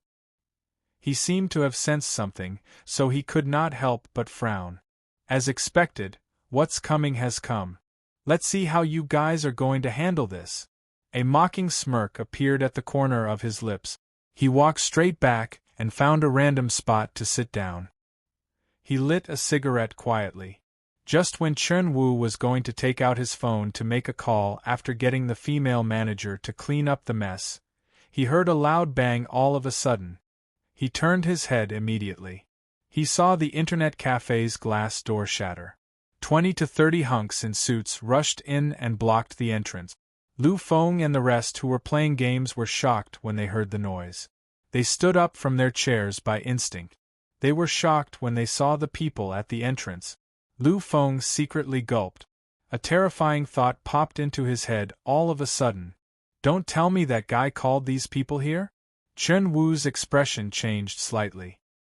He seemed to have thought of something, so he took a few steps forward and said while smiling, Where are you guys from? I'm Chen Wu. I'm Brother Viper on East Street. To him, even if these people were the helpers that Guy had called for earlier, they would definitely not dare to do anything to him as soon as he revealed his name as Brother Viper. Chen Wu? You sure are arrogant. Who knew a cold voice would come at that moment? As soon as the voice was done speaking, The 20 to 30 hunks guarding the entrance dispersed slowly. The 20 to 30 hunks who were guarding the entrance dispersed slowly. Subsequently, a young man with a malicious expression walked in. Meanwhile, a man with bandages all over his face followed behind the young man. He looked like a mummy. The man was glaring at Chen Wu, Lu Feng, and the rest with a furious yet cold gaze. Chen Wu's expression changed as soon as he saw the young man. Brother! Brother Viper! Brother Viper! Lu Feng's face turned pale right away. Brother Viper was one of the 4 warriors under Brother Leopard. He was famous for his ruthlessness on East Street. Even his uncle would have to call him Brother Viper politely, let alone Lu Feng. Chen Wu, you're really something. How dare you hit Brother Leopard's VIP? Brother Viper stepped forward and kicked him. Chen Wu knelt on the ground from the kick and dared not move at all. Chen Wu felt dizzy when he heard the name Brother Leopard. He almost peed his pants. Brother Viper, this is a misunderstanding. Never had he thought that the guy earlier was Brother Leopard's guest. Misunderstanding? Brother Viper smirked and lifted his head to look at the mummy next to him. He said while smiling, Master Du, how do you think we should settle this? Should we break his arm or kill him? Viper, I'll do it for you right away. Get lost. Master Du pushed him away and kicked Chen Wu's face. The kick made Chen Wu fall to the ground directly. Chen Wu dared not fight back at all. Instead, he knelt obediently again. Lu Feng and the rest were horrified to see that. Lu Feng, in particular, was shaking his legs as if he was going to kneel on the ground any time. No matter how dumb he was, he knew that he had made a huge mistake earlier. He had offended someone he could not afford to offend. Master Du slapped Chen Wu a few more times before walking to Lu Feng and the rest slowly. He had his eyes on Lu Feng and Zhou Kai as he grinned. I remember you, Lu Feng. You were the one who hit me earlier. I'm a man of honor. Apart from these 2 fellas, the rest of you scram. Zhao Qian pulled the corner of Yi Wen's shirt after hearing that. She stammered, Wen, why don't we leave now? Under such a situation, the loyalty and friendship that she used to talk about were a joke. She did not recall that she had mocked Yi Chen as a piece of trash earlier. Yi Wen bit her lip hard and did not move at all. Determination filled her face. Zhongli hid behind Zhou Kai and trembled. Plop! Lu Feng could not help but kneel hard onto the ground. He lifted his hand and slapped himself. He said while crying, Master Du, I failed to recognize you. I hope that you'll forgive me. At that moment, he was no longer as calm and confident as before. He was like a dog that was wagging its tail and begging for mercy. You failed to recognize me, didn't you? Nobody knew where Master Du got a beer bottle from and he smashed it on Lu Feng's head hard. The bottle broke as a result while Lu Feng shrieked in devastation on the ground. Blood was dripping from his face. You're forgiving me, aren't you? Master Du spat. Just when he was going to hit him again, a furious voice was heard. That's enough. I'll call the police if you hit him again. It was Yi Wen who spoke. She bit her lip and glared at him angrily in shock and anger. Lu Feng, who was on the ground, almost passed out upon hearing that. Idiot, are you trying to get me killed? If calling the police worked, why would Brother Leopard be so powerful in Tianan? Call the police? Master Du laughed out loud and turned his head to look at Brother Viper and the rest. Did she say that she's calling the police? Brother Viper and the rest laughed as well, as if they had heard something funny. Master Du turned his head and lifted his arm in an attempt to slap Yi Wen. His eyes lit up all of a sudden, and there was a perverted gleam in his eyes. Oh, she's pretty. No wonder she's so fearless when she speaks. These 2 aren't bad either. Master Du then glanced at Zhao Qian and Zhongli. He licked his lips. I've changed my mind. Strip these 3B asterisk cheese. I want to fly thrice in front of them. Whoosh! Yi Wen's face turned pale while Zhao Qian was shaking. And no. Zhongli gripped Zhou Kai's hand tightly while her body could not stop shaking. Zhou Kai looked at Chen Wu, who was kneeling over there in despair. Fifth brother, I'm begging you. I'm begging you to beg Brother Viper. Ask them not to touch my girlfriend. Chen Wu remained still. Chen Wu? He can't even protect himself, and he's begging for you? Go, follow Master Du's order. Strip these 3B asterisk cheese. Remember, don't even leave their safety pants. Then, we'll open our eyes wide. Brother Viper sneered and waved his hand.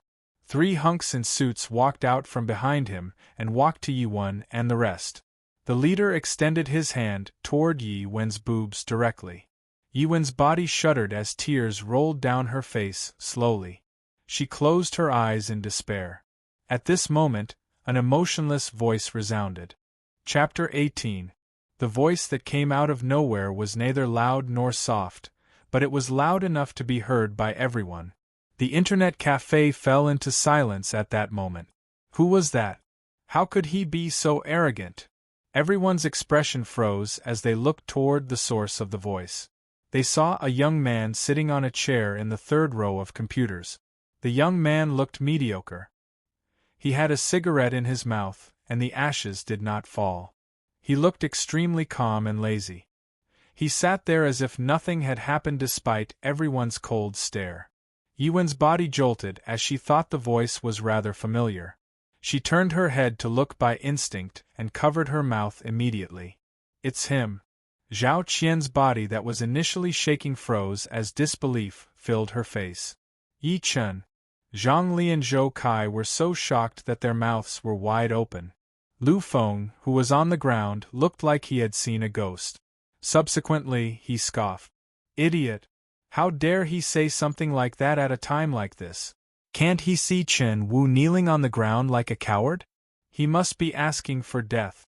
He could not wait for Yi Chen to continue looking for trouble. If that happened, he would attract hatred for himself. Perhaps Master Du and Brother Viper would be appeased after that. Yi Wen snapped back to her senses after being stunned for a moment. She scolded Yi Chen while looking at him. Are you out of your mind? This matter has nothing to do with you from beginning to end. Hurry up and leave. She would be lying if she said that she was not touched that Yi Chen stood up for her at such a time. However, she was more enraged and disappointed that he did not live up to her expectations. Nobody can touch you with me around. Yi Chen shook his head lightly with a smile at the corner of his lips, as if he was stating a fact. Holy sh*t, you idiot! Lu Feng almost cursed out loud. He began to regret bringing this guy to the internet cafe. The incident was serious enough. Now that Yi Chen said that he did not respect anyone, it was equivalent to pushing the conflict to the climax. As expected, a peal of laughter came. Ha ha! Where the F***ck did this idiot come from? I'm dying of laughter. Master Du laughed out of rage. Nobody dares to touch her with you around, right? Alright, not only will I touch her today, but I'll also F***ck her up in front of you. He ran to Yi Wen directly as he spoke. Yi Wen closed her eyes by instinct, thinking that it was over. Bang! A loud thud was heard. Yi Wen opened her eyes immediately and saw Master Du, who was walking toward her, fly out like a rag bag. He landed hard on the bar counter.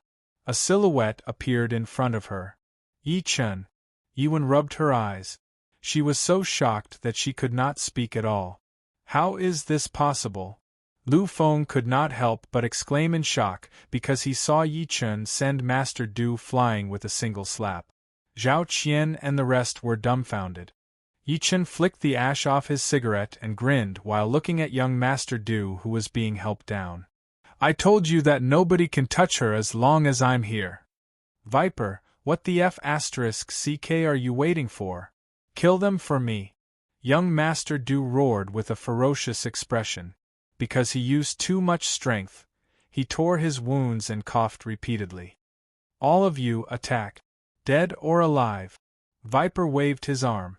Subsequently, he picked up a chair and charged at Yi Chen with killing intent on his face. Young Master Du was Brother Leopard's guest. Now that something had happened in his territory, Viper would be in trouble if he did not handle it well. Zhao Qian fell onto the ground when she saw the tens of people charging at them. She almost fainted from the shock. She pointed at Yi Chen's nose and cussed. "It's all your fault, you be **starred. Great, now we're in trouble too." Yi Chen lifted his head slightly and looked at Brother Viper, who was charging at him with a mysterious smile. He could not believe that he was smiling when he was about to die. Brother Viper scoffed. Just when he was going to throw the chair in his hand at Yi Chen, his expression changed all of a sudden. He seemed to have recalled something and stopped moving immediately. He stared at Yi Chen in disbelief with his eyes wide open. "Why you are?" He recalled someone all of a sudden after seeing Yi Chen's face clearly.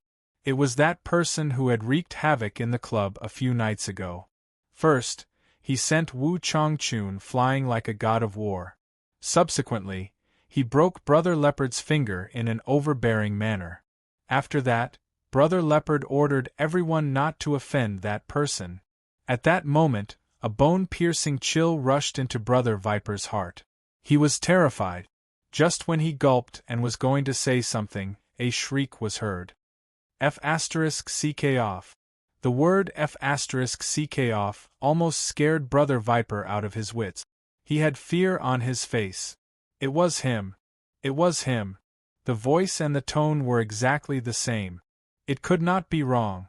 Under everyone's dumbfounded expressions, Brother Viper swallowed his saliva, turned around, and ran madly toward the entrance of the internet cafe. He wished he had an extra pair of legs as he ran while saying, "Go, go quickly." As soon as he ran, the 20 to 30 people behind him ran too. Master Du was dumbstruck at that moment. "Why you guys?" Before he was done speaking, someone covered his mouth and carried him out. They were gone within the blink of an eye. Dead silence filled the place. Everyone watched everything blankly with their eyes wide open. Lu Feng's eyeballs were almost popping out while Yi Wen's chest was heaving up and down. Meanwhile, Zhang Li, Zhao Qian, and the rest looked like they were petrified. Chen Wu knelt on the ground and looked around blankly. "Who am I? Where am I?" The people only snapped back to their senses a moment later. They heaved a sigh of relief one after another. Everyone had a complicated expression when they looked at Yi Chen. Yi Wen clenched her teeth. She thought that they were dead for sure earlier. Never had she thought that Brother Viper would stop halfway with his men. Subsequently, Yi Chen made him run away after telling him to scram. She felt that she was starting to be unable to see through this cousin of hers. Zhao Qian opened her mouth and could not help but ask what was on everyone's mind. "Yi Chen, do you know Brother Viper?" At that moment, everyone had their eyes on Yi Chen, especially Lu Feng. If Yi Chen had an extraordinary background, would that not mean that what they had done earlier had unknowingly caused trouble? Yi Chen shrugged as everyone stared at him. "I don't know him." "Then, why did he run away as soon as he saw you?" Zhou Kai had disbelief on his face. Yi Chen smiled calmly. "I've no idea. Perhaps I scared him." The few of them looked at each other in confusion. They had no idea if he was telling the truth. Zhang Li pretended to be funny and said, "That's what I said. If you're really that powerful, why would you come to our company to work?" After hearing what she said, everyone came to a realization. That was indeed the case. If Yi Chen could really scare Brother Viper, why would he come to their company to work? He was getting a base salary of 2,500 yuan a month and was dressed so shabbily. Lu Feng's heart that was sinking was cheered up again. He took the initiative to liven up the atmosphere and said, "Then, Brother Viper must have mistaken him for someone else. It's getting late, let's head back." He looked at Yi Chen and said with a straight face, "Oh yeah, Yi Chen. The day after tomorrow is Saturday. You don't work on weekends. You must come earlier next Monday. You're not allowed to be late. Otherwise, your pay will be deducted." Yi Chen nodded and left subsequently. The group of people carried Lu Feng to the hospital nearby. Meanwhile, nobody cared about Chen Wu, who was kneeling on the ground. At the same time, at the Hongtai exclusive private club, Brother Viper knelt before Lin Tai respectfully and quickly recounted everything that had happened in detail. Lin Tai's expression could not stop changing.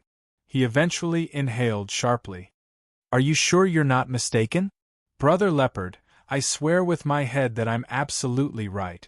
He's that man." Brother Viper swore. "That man." Fear appeared on Lin Tai's face. He said as he walked to the window and looked at the night sky, "You did the right thing. I hope that man won't be mad at us because of this." "Brother Leopard, what should we do about Master Du?" Brother Viper asked hesitantly. "Humph." Lin Tai scoffed and looked ferocious. "What else can we do? Send him back to Jiangbei. This piece of trash almost caused me great trouble. If it wasn't for his father, I would have cut him into pieces." Brother Viper was secretly shocked. He took the opportunity and retreated. After he left, Lin Tai took out his phone and dialed a number. As soon as the call was picked up, an extremely majestic questioning voice came from the other side. "Brother Lin, my bandit son was bullied in your territory. Shouldn't you give me an explanation?" "Brother Du, I'd like to ask for an explanation from you." Lin Tai scoffed and told the man what happened immediately. A sharp inhale was heard after listening to him. "Are you sure? Why would I lie about something like that? I sent people to ask around after this man caused a scene at my club. I found out that this man defeated the old master of the Wei family in Jilong Antique City. He performed true energy release to hurt people through the air. He's someone you can't afford to offend," Lin Tai said in all seriousness. The person on the other side of the phone fell into silence for a few seconds before saying in an extremely hoarse voice, "Brother Lin, thank you for that. I, the bandit, owe you a favor. Please send that little B** starred back tonight. I'm going to hang him on a tree and beat him up." "You're welcome." Lin Tai hung up the phone while smiling. He stood before the window for a long time without saying a word. As the saying went, there were no two suns in the sky. Nobody knew how much trouble he would stir in the 3 Tianan provinces now that such a person had appeared.